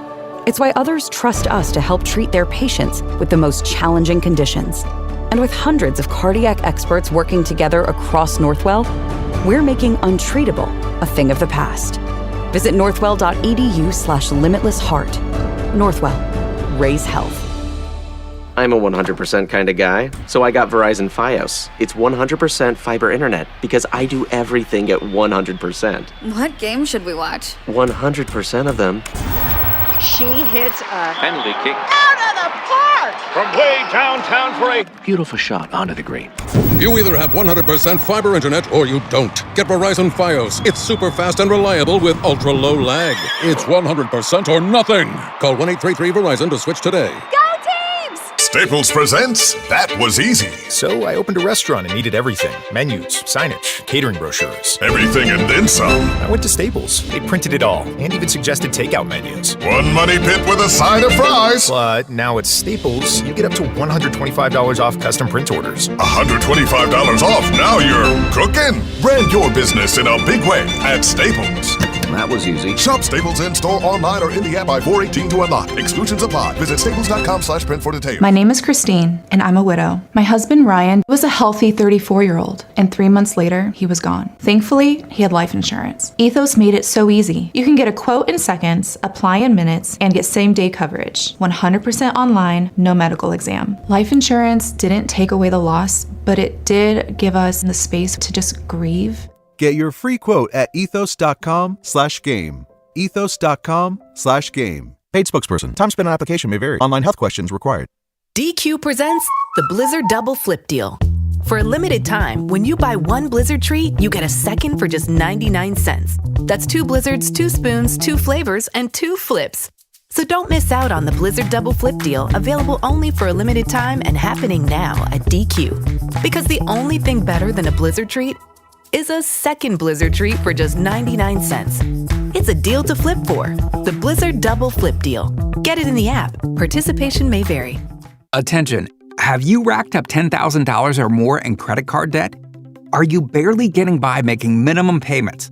With credit card debt reaching all-time highs, National Debt Relief is notifying consumers about significant debt relief options currently being made available to help those with overwhelming credit card debt. These options may reduce a large portion of credit card debt for those who qualify. You don't need to declare bankruptcy or take out a consolidation loan, and you may only have to pay back a fraction of what you owe, even if you have bad credit. National Debt Relief has already reduced the credit card debt for more than 550,000 consumers, so don't wait. If you owe $10,000, $20,000, or even $100,000 in credit card debt, you can now take advantage of this financial debt relief as the cost of living continues to skyrocket. To check what debt reduction you may qualify for, call 800-894-7722. That's 800-894-7722. Again, 800-894-7722. It's game day. Are your moderate to severe Crohn's disease or ulcerative colitis symptoms keeping you from the action? Skyrizi, risankizumab Riza, could help you get back to the game. Skyrizi is proven to help people feel significant symptom relief, achieve remission, and visibly improve damage of the intestinal lining. Skyrizi is a prescription injection medicine for adults. Don't use if allergic to Skyrizi. Serious allergic reactions, increased infections, or lower ability to fight them may occur. Before treatment, get checked for infections and tuberculosis. Tell your doctor about any flu-like symptoms or vaccines. Liver problems leading to hospitalization may occur when treated for Crohn's or ulcerative colitis. Ask your doctor about Skyrizi, the #1 prescribed biologic in Crohn's and ulcerative colitis combined. Learn more at skyrizi.com or 1-866-SKYRIZI. Our friends at Town Fair Tire remind you that at Town Fair Tire, you always get the guaranteed lowest price on name brand tires from Connecticut to Maine. Nobody beats Town Fair Tire. Nobody. Talk sports after hours with Tommy Lugauer, 7 to midnight. WFAN, WFAN FM, WFAN FM HD1 New York, and Odyssey Sports Station. Yankees play baseball in about an hour and a half. You get the pregame show right here on the Fan in less than an hour as they play the rubber game of their 3-game series against the cityless Athletics. Yesterday, the Yankees lost. They lost mostly because their bats didn't do anything. It's kind of a simple solution. They scored 2 runs early against Luis Severino, did not crush him in the first inning. They had an opportunity. Luis settled in, and the Yankee offense did nothing after that. I don't know if you feel this way. I heard our buddy Tommy Lugauer railing against Aaron Boone last night, saying that he screwed up by not using his bench in that bottom of the 9th inning with Escara at the plate and Ahmed Rosario and Ryan McMahon. First of all, Sean, as a Yankee fan who proudly gets on Aaron Boone plenty. Shut up, Tubby. Do you agree with your old mate Tommy Lugauer that Aaron Boone done bleeped it up last night? I don't think he bleeped it up, but it's getting harder to stomach Ryan McMahon being like the last out of a game. So I think he should have been pitch hit for, but I don't think that's the reason they lost. I already got into a fight with Tommy about this last night because he was texting. His whole point, he was trying to hammer home Escara, full disclosure. And I said, Tommy, how could Aaron Boone pinch hit for Escara last night 3 days after using Escara to pinch hit and what was controversial? And I think I said, like, he's at least going because there was a righty on the mound? Okay, but that's fine. Like, no, I'm asking you because there was a righty on the mound. Like, yeah, you've believed in Escara here to this point where I think you just got to keep pushing that. You can't back down yet. It's McMahon. Like, if McMahon's up, game on the line, he just can't have a bat anymore. So that's the issue you have. Yeah. I think that when you've got veterans on your bench, likely a guy like Paul Goldschmidt, even Randall Grichuk, even if the matchup isn't ideal because it's a right-hand hitter, at some point, and maybe it's not on April 8th, you just want to use the better hitters. Like, you just want to give yourself that shot. So I don't think it was egregious. I don't think this was the horribleness of Aaron Boone. Right. I just think right now you've got a part of the Yankee batting order that's just not doing anything. And Ryan McMahon has become the face of it. He heard boos last night. He probably will hear boos today if he doesn't hit. His batting average is down to .077. Tiki wishes it was .067, but it is .077. And after the game, you know, Aaron Boone's got this thing. And if I could ever give him advice, not that he wants to hear it from me, it's cut out the over-the-top defense. Like, if someone asks you, hey, what's up with Ryan McMahon? The answer, without burying your player, is, look, he's in a funk right now. I believe in him. I think he'll break out of it. And you move on. Yeah. Right? Yeah. The reason this becomes a big deal is because of the Ahmad Rosario stuff from a day ago. Yeah, but last night, Ahmad Rosario played. I know that. So it was Caballero who you're sitting, who right, but also it done doesn't even matter, though. It feels like when asked, hey, could you see Ahmad Rosario playing more? It was kind of like, oh, I don't necessarily see it that way. We're going to run Ryan McMahon out there. And then he does that. But then he also plays Ahmad Rosario. So my defense of Boone is, even if he wasn't committed to it yesterday, he still went out and played him. And now he's leading off Ahmad Rosario. And now he's leading him off. So it feels like Rosario's got a place in the lineup. But I think what Yankee fans want is it in place of Ryan McMahon. Yeah. I think the other thing they want is not to be told stuff that feels very forced. Right. So here's a quick clip from last night. This is real. Like, Aaron Boone was asked about Ryan McMahon, and a part of his answer was this. The reality is the last 3 games he's been on base 4 times, too, with walks and hits and big at-bats and, like, so... what big at-bats? Leave that out. Just leave that out. They just don't say that stuff. Why do you don't got to defend everybody? Exactly. Just say he's struggling right now. He's struggling. I have faith. And I have faith, yes. When you throw that in there, I'm telling you, I'm like a psychologist when it comes to baseball fans. That's the line that ruins your entire answer. This has been Boone's fatal flaw. I think probably his biggest issue was, I totally get defending your players, but there's a certain way to do it where you're not also lying out your teeth to the fan base. and it gets tiring. Like, we could go back and do a montage if we really wanted to. Stuff he said about Volpe last year sounds exactly like stuff he's saying about McMahon last night. Morash, you're an idiot. No, you're an idiot sometimes, Aaron, and I love you anyway. But, like, it's idiotic to defend this guy. He's allowed to struggle. Baseball is a game of struggles. Don't tell us he's had good at-bats the last week. That was 7 seconds of like a 45-second answer. I cut out the other part because it's just Boone talk. That 7 seconds ruins your entire answer. Right. Because it's like, it's unnecessary. You don't have to tell him, he's been on base for more than you realize. It's like, come on, dude. Like, he's not hitting. He's been awful, and that's okay. Like, it's baseball. It's April 9th. I said this a little bit earlier. I don't want to over-exaggerate to A, a small sample size, and B, guys playing in 28-degree weather. It's a long season. Now, the truth about Ryan McMahon is this. You want to get the truth? He's not an 067 hitter, but he ain't very good, and he's not worth $16 million a year. And Brian Cashman is probably going to be forced to have to make a pretty difficult decision come July. I think we're pretty good. And that's, do I replace a guy that I'm paying $16 million a year to? That's going to be the decision. Because if Ryan McMahon is hitting .215, and his defense is good, but not good enough to warrant the lack of production that you're getting from him, then you're going to have to make a decision. And you know what I thought about last night? What's that? I thought about, when I was watching the Met game, I thought about Nolan Arenado. And I'm like, man, he isn't hitting either, but he's a right-hand bat. He's a right-handed bat. He still could pick it defensively. The Diamondbacks and the Cardinals are like eating a lot of this money. Right. Is there a scenario where in July Nolan Arenado's out there platooning with Ryan McMahon? Now your brain is telling you that? Remember how I was pushing that last year? But for the Yankees? Can I eventually be right that Nolan Arenado's a Yankee? Nah. He just feels so old. Nah, I know. He's not the answer. I don't know what the answer is. You almost have to go through every team in baseball and try to find it. Because you want good defense over there. Right. Probably a right-handed bat. But the problem you run into, and this is where Brian Cashman may have made the wrong decision a year ago, is when you trade for Ryan McMahon, you're paying him a lot of money. Yeah. Now, And that's the challenge, is that you either have to eat that cost and just let's play Ahmad Rosario a lot more, or you make a move. But who wants that? Who's trading for him? Look, here's the thing. So you DFAing him? No. And you're not. That's the point. The thing about Ahmad Rosario, before we all get nuts, is that he is what he is, and he's a good ball player to have on your team. And I agree he should play a lot right now. Yeah. But let's not delusion ourselves into thinking he's something he's not.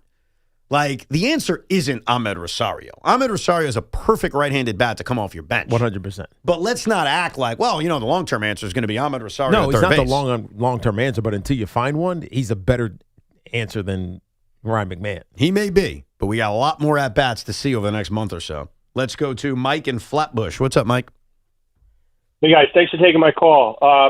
As far as the ABS system goes, I guess people have no problem with the fact that the rules, as stated precisely, are not what the ABS is tracking. That the fact that it's a single plane, like a two-dimensional plane, it doesn't cover the whole plate. Do you think that's going to have consequences for pitchers that are more like Maddox type breaking pitches? Because you clip the front or the back of the plate, and it's not going to show up on ABS. So I'm wondering, is this going to change the way that pitchers attack the game, the plate? Basically. It's a great question because that's an underrated aspect of ABS that's been brought up in the early going. And all I'll say is watching these games 2.5 weeks in, it doesn't feel like it's impacting anything.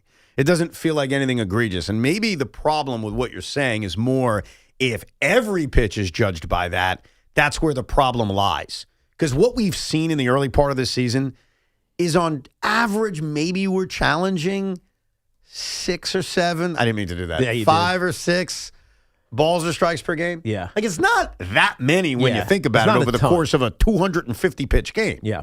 And I think it's going to even come down as the year goes on, as teams start to get like 50% right or wrong. So you're going to save those for latter parts of the game, and then who knows what happens. Game gets blown open one way or the other. It's less important to use them than it is seemingly early on in the season. I'm still tracking them with the Mets and the Yankees. I have a whole chart in front of me. Yeah. And so last night, the Yankees were 2 for 2. Trent Grisham challenged a ball or challenged a strike, got it into a ball. And J.C. Escara challenged a ball, turned it into a strike. Yesterday, Marcus Semien of the Mets challenged a ball or challenged a strike, turned it into a ball. So it was a good day for the eight. We lost, but we didn't play well. But hey, we won those ABS challenges. Right. I do find myself like, on every pitch, wondering if that was challengeable. Like early in the Met game yesterday, I think it was like the third pitch David Peterson threw. They called it a strike, and it was clearly off the plate. And I was waiting, like, when's Ketel Marte going to knock his head? Yeah, but they were already up. No, it was the first batter of the game. The first one. Yeah. You're very bitter against David Peterson. You want to know why? Be honest with the audience. Be honest with the audience. I'm not, personally, but I am with Sean. Oh, with Sean? Yeah, we could have taken Clay Holmes, and we were sitting there on draft night and said, David Peterson, all-star last year, get back to form. Let's take David Peterson in fantasy, and he has completely sunk us now 2 straight weeks. He's on the pine until further notice. Well, let me further. In my other league, I dropped him for Clay Holmes. Very smart. Very smart. In our big fantasy league, when Tiki and Sean, who have a team together, it's called the Thumb and a Pro Bowler. That's their team name. When they drafted David Peterson, Tiki Barber, famous last words, says into the microphone of the big Zoom call, "We just got the best pitcher on the Mets staff." Your words. He was the all-star last year, so I was right, technically.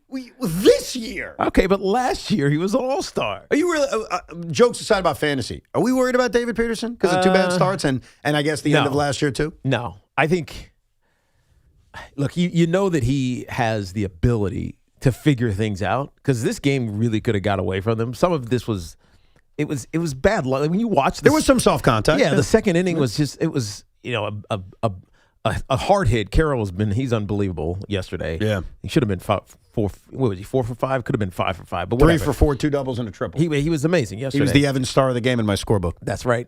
But like some of those other hits, it was like a bunt, like soft contact. There was one that just was outside the glove of the second baseman. So it just feels like he easily could have had a 3-run game as opposed to a 5-run game. I think what causes the worry around David Peterson is the way last year ended. Yeah. And what we have to do, if we're trying to be fair, is not connect his September starts to his March and April starts. Yeah. I don't think they're connected. Now, the problem David's going to run into is Shohei Ohtani's breathing down his neck. It's not like the Mets are... Yeah, because he's stretched out. He's a veteran. He's making $25 million a year. He hasn't been great out of the bullpen, but he hasn't been bad. Yeah. And it's a very easy switch. It's not that complicated. But I also worry that Sean Manaea, given starts, will look like he did last year. His velocity is way down. Yeah, it's still kind of touching 89. But look, I'm not disagreeing with you. What I'm saying is his replacement is right over his shoulder. Oh, it's true. That's all I mean. Like, it is easy for the Mets right now, assuming they remain healthy, to simply say, we've kept this guy stretched out. Mm-hmm. He's going to replace you. Yeah, and you guys are going to flip-flop. Right, he's piggybacked 2 in a row. Yeah. His 2 appearances. You know what he is? He's David Peterson's cleanup guy. He fixes his mess. Right, he's gone long. Both of those outings. I'm not there yet with David Peterson, and it goes back to something I said earlier. I know one of his bad starts was not in the cold weather, but I don't want to over-exaggerate the performances in 35-degree weather. Sal in Staten Island. Good afternoon, Sal. Good afternoon, guys.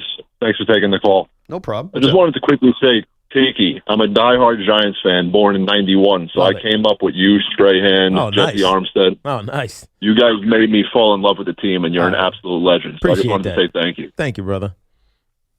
Of course.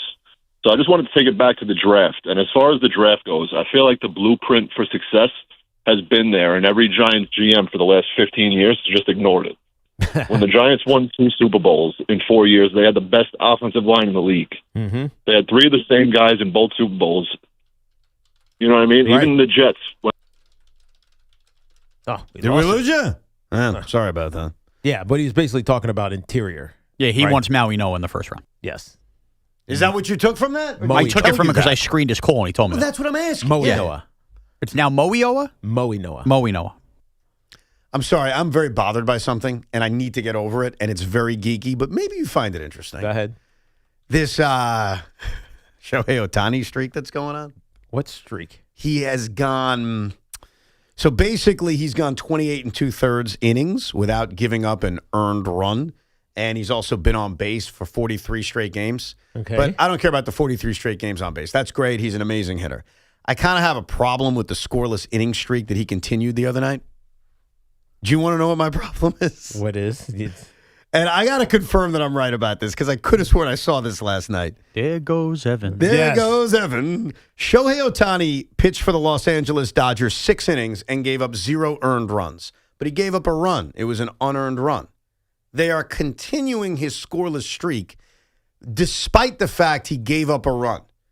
Oral Hershiser and Don Drysdale did not give up any earned runs during their scoreless streaks. So what are we doing? Like, he gave up a run. I understand it was unearned. I understand there was an error, but he gave up a run. It's still a run.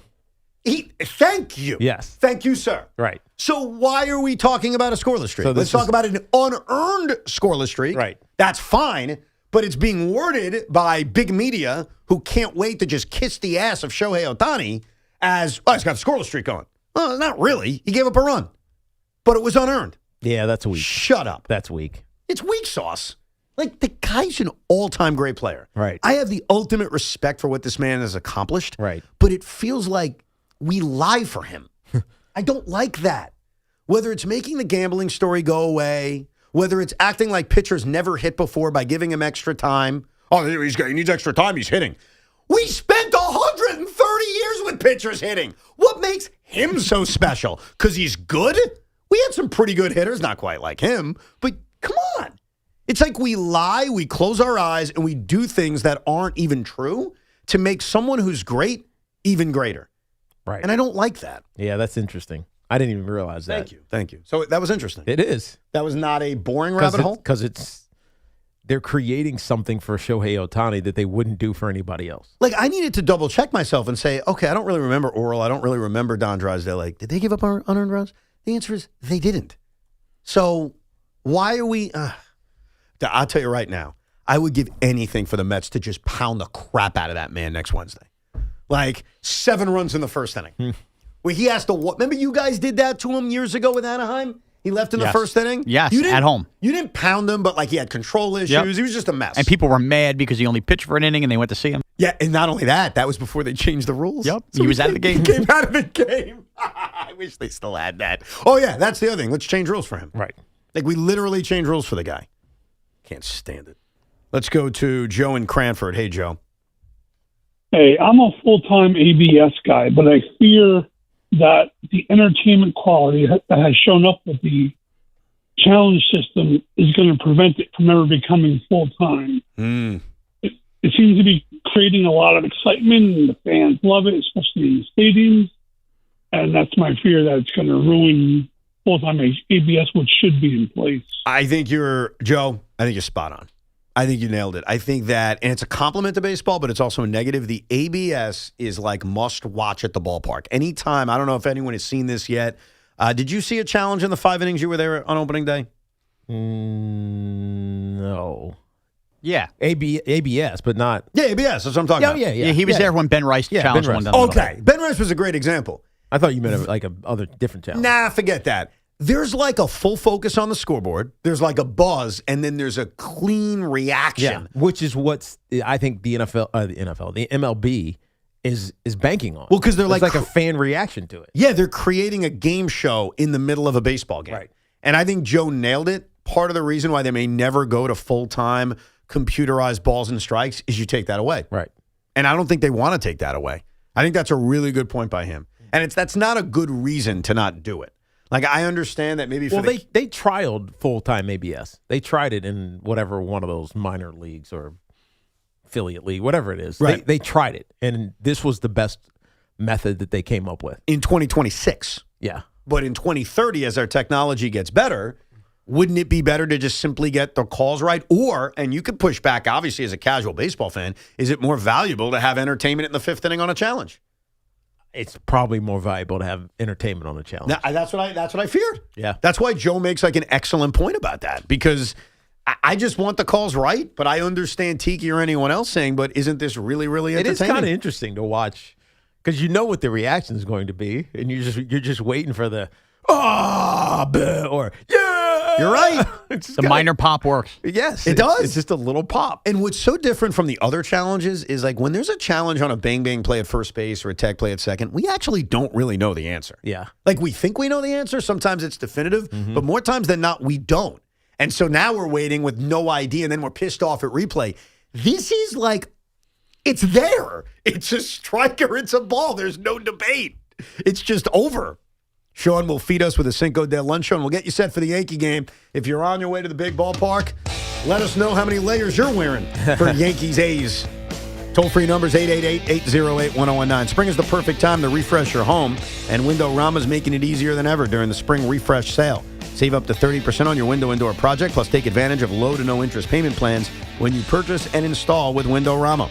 It's simple. Book your free in-home consultation, shop from home, and let their local certified experts handle measurement and installation. Visit WindowRama.com to book your free in-home consultation today. If you ever wonder why Fanatics Sportsbook is America's fastest online growing sportsbook, other sportsbooks, well, their rewards are just the same old, same old. But Fan Cash is the ultimate sports currency, and betting with Fanatics lets you stack Fan Cash. With Fanatics Sportsbook, you can get up to 10% Fan Cash back on your wagers, win or lose. Use Fan Cash to unlock the world of Fanatics with unlimited profit boosts, exclusive merch, collectibles, and so much more. If you want value for bets, Fanatics will always have your back. And don't forget about Fan Cash draws. It's simple. Choose your draw, enter with Fan Cash for a shot at no sweat bets, casino credit, premium sports experiences, tickets, and more. Extraordinary prizes await. Did I also mention they're giving away millions in Fan Cash this year with games like Fan Cash Drop? Tap in every Friday and see what all the fuss is about. Switch to a sportsbook that will always give you more to play with. Download the Fanatics Sportsbook app today. Winning hits different here. Must be 21 plus. Gambling problem? Call 1-800-GAMBLER. New York residents call 877-8-HOPE-NY or text HOPE-NY 467-369. Connecticut residents call 888-789-7777 or visit ccpg.org. Did I hear you channeling Russell Wilson there? Unlimited. This drive around the league with Tiki Barber is brought to you by Amazon Hub Delivery. Visit Amazon.com/Hub Delivery. The NFL and NFL Referees Association are at odds over terms of a new contract. That means that with NFL team minicamps about to start, the league is going to start hiring replacement referees for the preseason. While this may feel like a minor issue because the NFL and NFLRA most likely will work things out before real football starts to get played, it's actually somewhat concerning. The last thing the game needs is scab referees. Fans are already at wit's end with the professionals, whether complaining about how they rule on the tush push or what is or isn't a catch. This sport is fast, and even the most trained eye needs practice getting things right. I mean, hell, they're already part-time employees. They can't afford this. If the NFL is going to keep the integrity of their game high, they better figure this out soon. This drive around the league brought to you by Amazon Hub Delivery. Visit Amazon.com/HUB Delivery. Did I tell you guys that HSS, Hospital for Special Surgery, is ranked #1 in orthopedics for 16 years in a row, according to U.S. News and World Report? When you choose HSS, you're receiving the best orthopedic care you can get, now with expanded services in New Jersey, where I live. Patients can receive world-class care from their first appointment through to surgery and follow-up care for sports injuries, joint replacements, spine care, and more. Learn more at hss.edu/New Jersey. And this portion of the program is sponsored by Bet365. It's also sponsored by Crystal Geyser Alpine Spring Water. With Bet365 early payout, you win even if they lose. Get paid out instantly when your team goes up big, even if they blow the lead later. Bet365. Winning is everything. Gambling problem? Call 1-800-GAMBLER. 21 plus only. Must be physically located in New Jersey. What makes Crystal Geyser Alpine Spring Water different? We always bottle our Alpine Spring Water less than 1.5 miles from the spring source. And all our bottles are made with 50% recycled plastic from our own recycling plants. Crystal Geyser, bottled at the spring source. Come visit the engagement experts at London Jewelers at any one of their 6 locations. Hey, it's Tiki Barber. Looking for a great deal to stay connected? Now, for a limited time, new Verizon mobile and home customers can get Fios and a line of mobile for just $69.99 a month with AutoPay. Get Fios 300 megabit per second for $20 a month and unlimited welcome for $50 a month plus taxes and fees when you bring your own phone. Visit a Verizon store today to learn more and switch. For new Fios, internet, and mobile customers, discounts applied over 36 months. Mobile and home discount enrollment required. Additional terms apply. In times of congestion, unlimited 5G and 4G LTE may be temporarily slower than other traffic. Domestic data roaming at 2G speeds. Town Fair Tire honors any valid rebates, manufacturers or competitors' rebates. Yes, even any competitors' rebates. And we give you the guaranteed lowest price. Nobody beats Town Fair Tire. Nobody. Town Fair Tire. I'm Neil, founder of Clay Room. When I found ceramics, I realized my calling was to give others the space to be creative. So I set out to open my own studio. Having a Chase Ink card has allowed us to grow it and bring people together. Now we're molding a creative community. With the Chase Ink Business Cash Card, you can earn up to 5% cash back on business essentials, so your business can go from here to possible. Chase for Business. Make more with yours. Real business owner compensated for their participation. Cards issued by J.P. Morgan Chase Bank, N.A. member FDIC, subject to credit approval. Terms apply. At NYU Langone Health, we know there really is no place like home. That's why we get our surgery patients home faster and have fewer readmissions than any other health system. That means once you're home, you won't need to go back for the same procedure. Instead, you can get back to the things you love. And the next time you need something else, we're here. Better health starts with a better health system. Learn more at nyulangonehealth.org. Cars you dream about, ones you imagine gripping the wheel of. Experience them all at the New York Auto Show. Exotics, sports cars, off-road, family SUVs, hundreds of vehicles. Daily through this Sunday at the Javits Center. Tickets at autoshowny.com. This is the story of the one. As a procurement manager for a hospital system, she keeps every facility in her network stocked and ready. That's why she counts on Grainger to be her single source for thousands of products, from disinfectants to lighting, air filters, and more. And with fast, dependable delivery, Grainger helps her keep every facility stocked, safe, and running smoothly. Call 1-800-GRAINGER, click Grainger.com, or just stop by. Grainger, for the ones who get it done. I need a little range, step to the range, come on, meet me at the range. Introducing the new Chick-fil-A Jalapeno Ranch Club Sandwich. With that juicy Chick-fil-A chicken on a buttermilk ranch bun, jalapeno ranch sauce, and pickled jalapenos, it's a little ranch with a lot of kick. The new Chick-fil-A Jalapeno Ranch Club with original spicy or grilled filet. Available for a limited time only. Order ahead on the Chick-fil-A app. My name is Whitney Allen, and I'm a widow. My husband, Ryan, died. We never thought we'd ever have to use life insurance, but the unexpected happened. With Ethos, signing up was fast and 100% online. You can get a quote in seconds, apply in minutes, and get same-day coverage. No medical exams, and you can get up to $3 million worth of coverage. I'm grateful we were prepared. Get your free quote at ethos.com/radio. That's ethos.com/radio. Paid spokesperson. Time spent on application may vary. Online health questions required. Tune in for the Yankees' first pitch presented by Montefiore Einstein, the official hospital of the New York Yankees. Long Island is more exciting than ever at Jake's 58 Casino Hotel. This month, we're cracking open spring with our $55,000 Explosion drawing. Earn entries all month long. Then be here Thursday, April 30th from 4 to 6 p.m. when 2 winners will be drawn every hour to win cash prizes ranging from $2,500 to $10,000. At 7 p.m., 1 winner will be drawn to hatch the grand prize of $20,000 at Jake's 58 Casino Hotel. If gambling is a problem for you or someone you care about, please call the 24-hour toll-free helpline at 1-877-8-HOPE-NY or text HOPE-NY. Hey, Boomer Esiason here. You know, after years in the game, I don't guess. I go with what works. Red Pocket Mobile gives you 3 major 5G networks to choose from.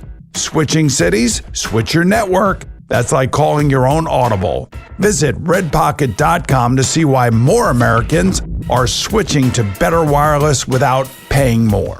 Red Pocket Mobile, your new ultimate cell carrier.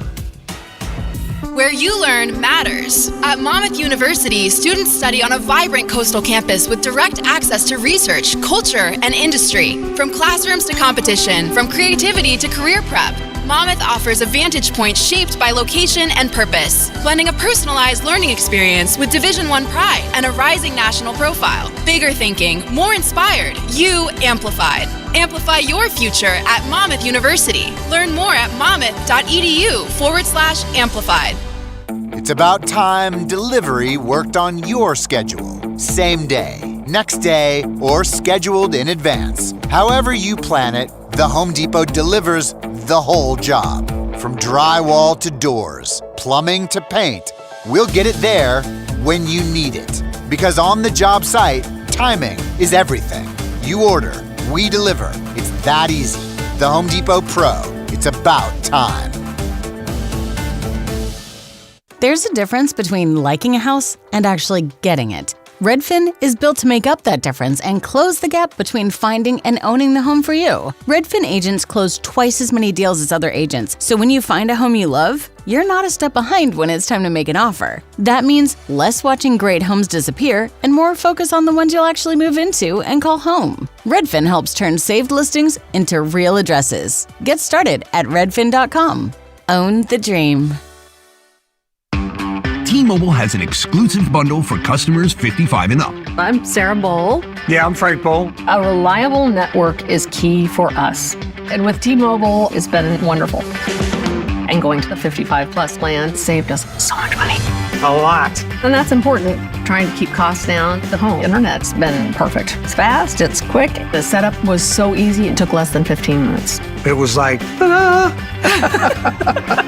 If you want simplicity, coverage, reliability, you want the whole package, T-Mobile has it. Right now, T-Mobile customers 55 and up can get 2 phone lines on America's best network, plus America's fastest 5G home internet for just $30 each. $30 per month each line with autopay plus taxes and fees. Minimum age 55. Pricing for home internet rely on 2 lines of essentials. Choice 55. $35 connection charge per line required. Best mobile network and fastest 5G home internet based on analysis by Ookla of Speed Test Intelligence data 2H 2025. All rights reserved. Hi, I'm Kamiko, the founder of Miko's Hot Chicken. When we started our family restaurant, we were also raising a family. But let me tell you, it wasn't easy. Our Chase Inc. card was there to reward us on all of our business needs. Now we have a thriving location, and we're hungry for more. With the Chase Inc. Business Unlimited card, you can earn unlimited 1.5% cash back on every purchase, so your business can go from here to possible. Chase for business. Make more with yours. Real business owners compensated for their participation. Cards issued by JPMorgan Chase Bank and a member FDIC. Subject to credit approval. Terms apply. No matter the season, New York sports never stop. Yankees, Mets, Giants, Jets. If it's happening, we're talking about it. The Fan, 101.9 FM and always streaming on the Odyssey, iHeartRadio, and TuneIn apps. Total Orthopedics and Sports Medicine is expanding across Long Island, New York City, and New Jersey with new locations opening in Comac, Babylon, and West Orange. Expert care is closer than ever. Their top-rated doctors treat everything from everyday injuries to complex orthopedic conditions. Wherever you are on your journey, they are there to help you move forward. They are the experts at getting you back to being you. Visit TotalOrthoSportsMed.com to schedule an appointment today or call 855-321-ORTHO. Sean will get you set for a very busy sports day that begins in about a half hour with the Yankee pregame show and then a matinee game right here on the Fan between the New York Yankees and the Athletics. I feel weird just calling them the Athletics, but they're not the Oakland A's. They're not yet the Las Vegas A's, and they're not even really the Sacramento A's. They're just the A's. So I battle with this because I have cityless A's. I have to write their name in my scorebook, and I battled this last year. What did you write? The Athletics. It's literally what I wrote. ATH. Do you remember the Giants doing this? Your football franchise? No. Are you aware of this? What do you mean? Okay. Now, fact check me. Early 80s, I think, when they moved to Jersey. Oh, I was a Redskins fan. Exactly. They tried to go with, we're just the Giants. Did they really? Am I right about that? Am I making this up, This Sean? is the first I'm hearing this. Oh, I'm breaking news to You might be breaking something. I'm breaking news to a Giant legend and a Giant diehard fan. You know what? I'll do you a favor, Sean. I'll fact check myself while you give us a Cinco de Luncho. Sean Moraes in the booth, somebody hide the queso. Optics flying, phones ringing, Evans yelling, no! Tiki's laughing, chaos cracking, nobody's in control. It's Cinco de Roncho. Bam! Crunch! Let's go! Let's go! Enjoy those chicken buckets at Yankee Stadium for this lunch show. Cinco de Luncho, brought to you by Helix Wireless, connecting everything, everywhere. Yesterday, if you listened to the show, as all of you do, to every single minute we possibly talk on the show, Evan brought up Kirk Cousins calling the Raiders uniform the best in football, which got us on a little bit of a topic. So I got fascinated by this. I went through my own rabbit hole. And I went through every single uniform in the 4 major sports, and I'm here to give you what I think the top 5 uniforms in sports actually are for Kirk Cousins. Nice. I'm glad. Here we go! Number 5. I hate doing it. I hate this one, but it's the Dallas Cowboys. I mean, it's too iconic not to include it. And if I wasn't a fan of an NFC East team, maybe they're even higher than number 5. Wow. I appreciate your honesty on that. They are solid. They are. They are, no doubt. Number 4. Number 4 will be the only appearance for an NHL team I give you, but it's the Colorado Avalanche. And I'm talking about the ones that they came into the league with that they've since brought back. That weird purpley red color with the blue. They are like, there's something so 90s, but yet perfect and clean about them. They are. Okay. Number 3. The home Chicago Cubs and the road Chicago Cubs. I agree with that. That's why it bothered me during their postseason runs when they go to the all blue. Yeah. It's like, come on, dude. Nope. The grays and the whites, they're so perfect. Number 2. Number 2 is the Raiders. And I would even lean their white uniforms over their black uniforms, or both.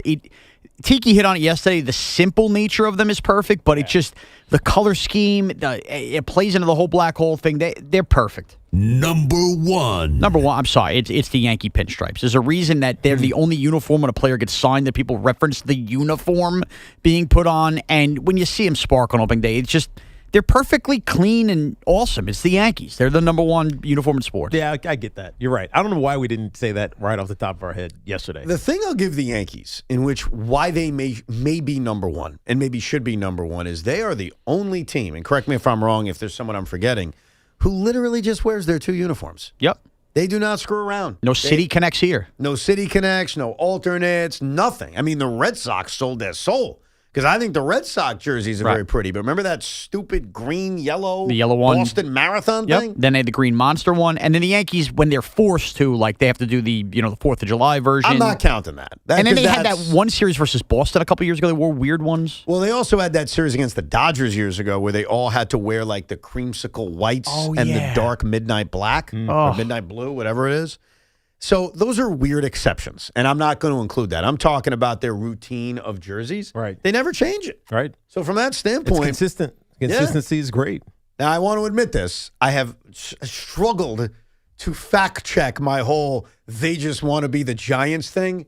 I'm going to do more research on it. I think I may be confusing it with the state wanted them to do that because New York was obviously very upset when the Giants left. And it's funny, we talked about the Yankees earlier and them potentially moving to Jersey, that there was this controversy, and it's been rekindled every once in a while of, hey, why do they get to use the New York moniker? They don't play in New York. Right. They're not a New York team.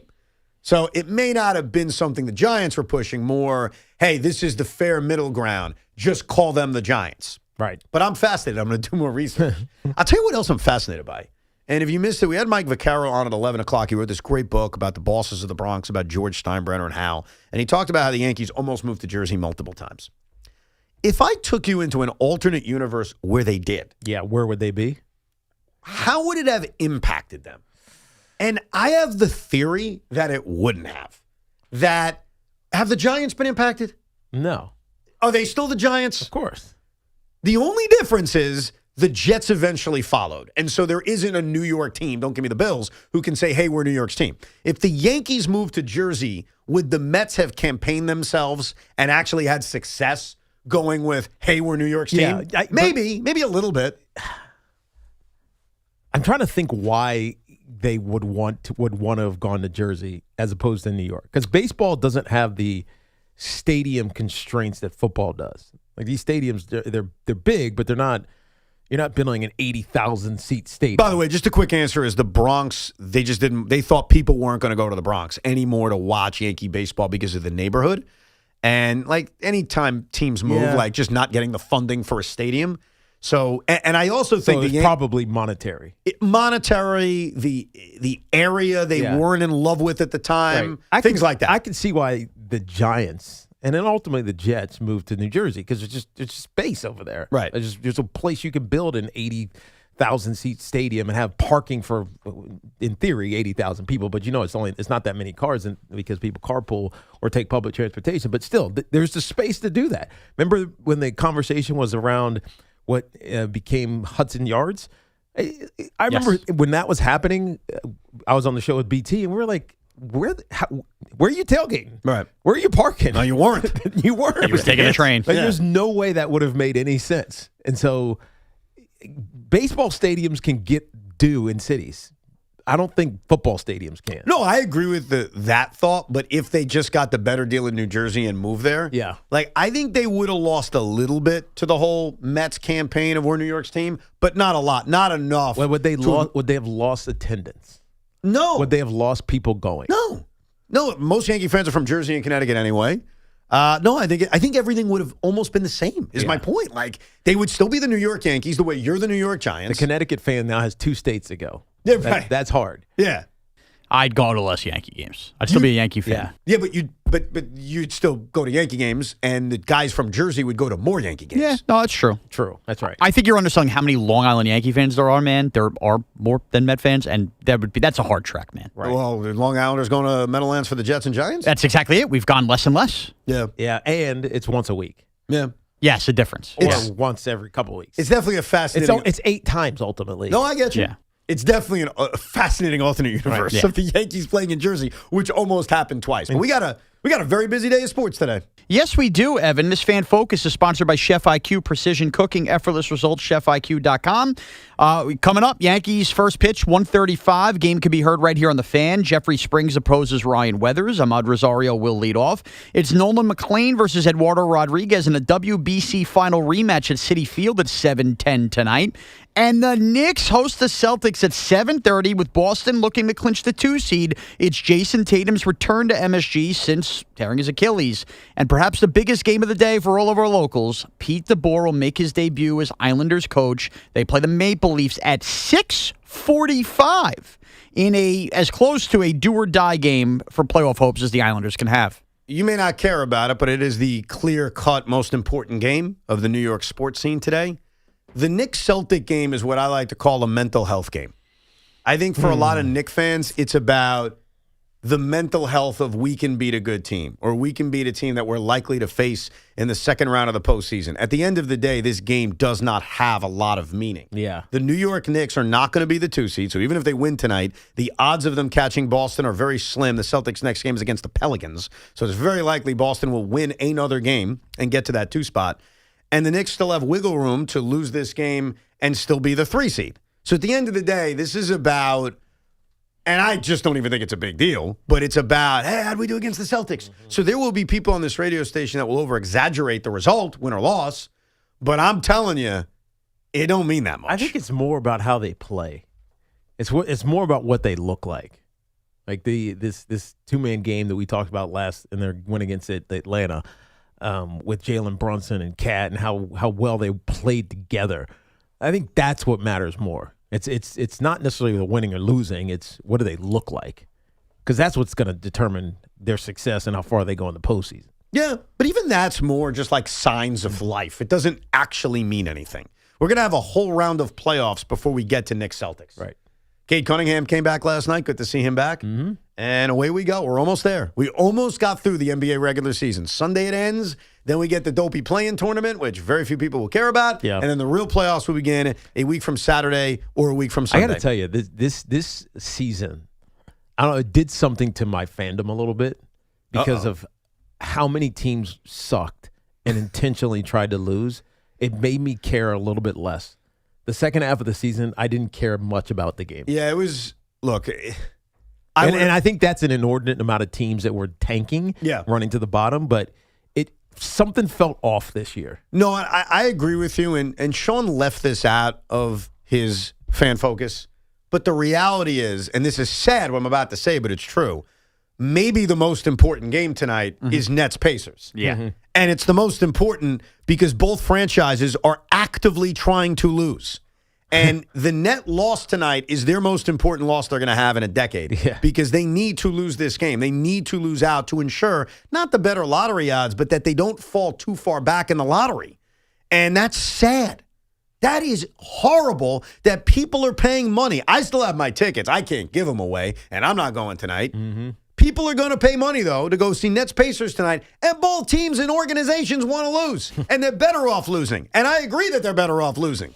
And I agree with you, Tiki. It's been an inordinate amount of teams that have done it, and it waters down the product because forget Nets-Pacers. What about when the Knicks play a team that's trying to lose? Yeah. It's like, do we even care about that? Like, should that game even count? All right, what are we taking away from it? Right. Right.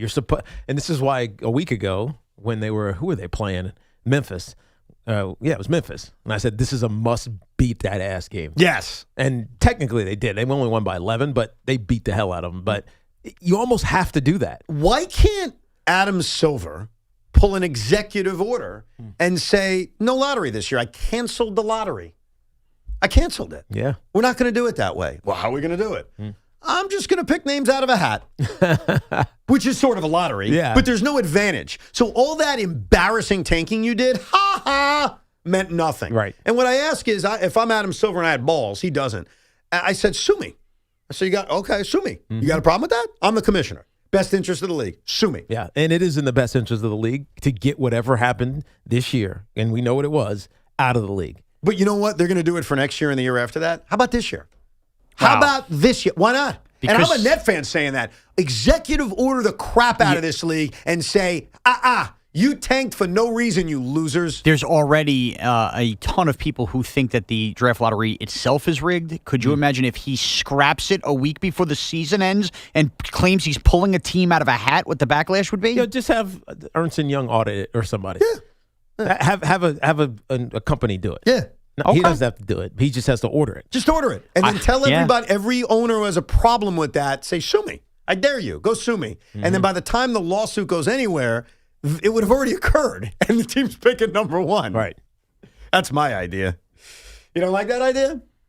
I think it's a great idea. Yeah, and the Nets pick 9th, and Evan hates the idea. Well, no, this isn't about my team. I'm actually looking at the best interest of the league. I'm not thinking about Nobody roots for the Nets. I get that. You know what I'm saying, bro? I'm just saying that that's what I would do. That's what I would do. And by the way, I am pumped up for Nolan McLean tonight.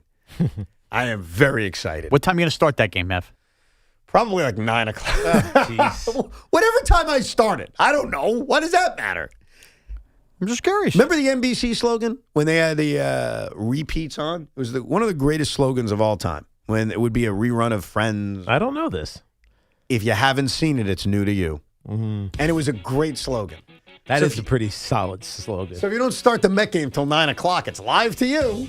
Either way, when that Met game is over, or at least when I'm done with it, there will be a Rico Bronya on the WFAN YouTube page. On your wife's birthday? Well, she knows it's a series recap. I have to. Okay. I'll make sure she's sleeping. It's not like I'm going to leave her. She'll be asleep anyway. Yeah.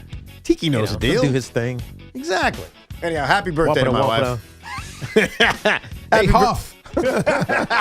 Happy birthday, honey. I love you. If you missed any of the show, rewind it on the Odyssey app. You can check out the entire show on the FAN YouTube page. We will be back tomorrow at 10 a.m. But coming up right now, New York Yankees baseball, followed by Chris McMonagle spinning whatever bad happened in the Yankee game. See you later.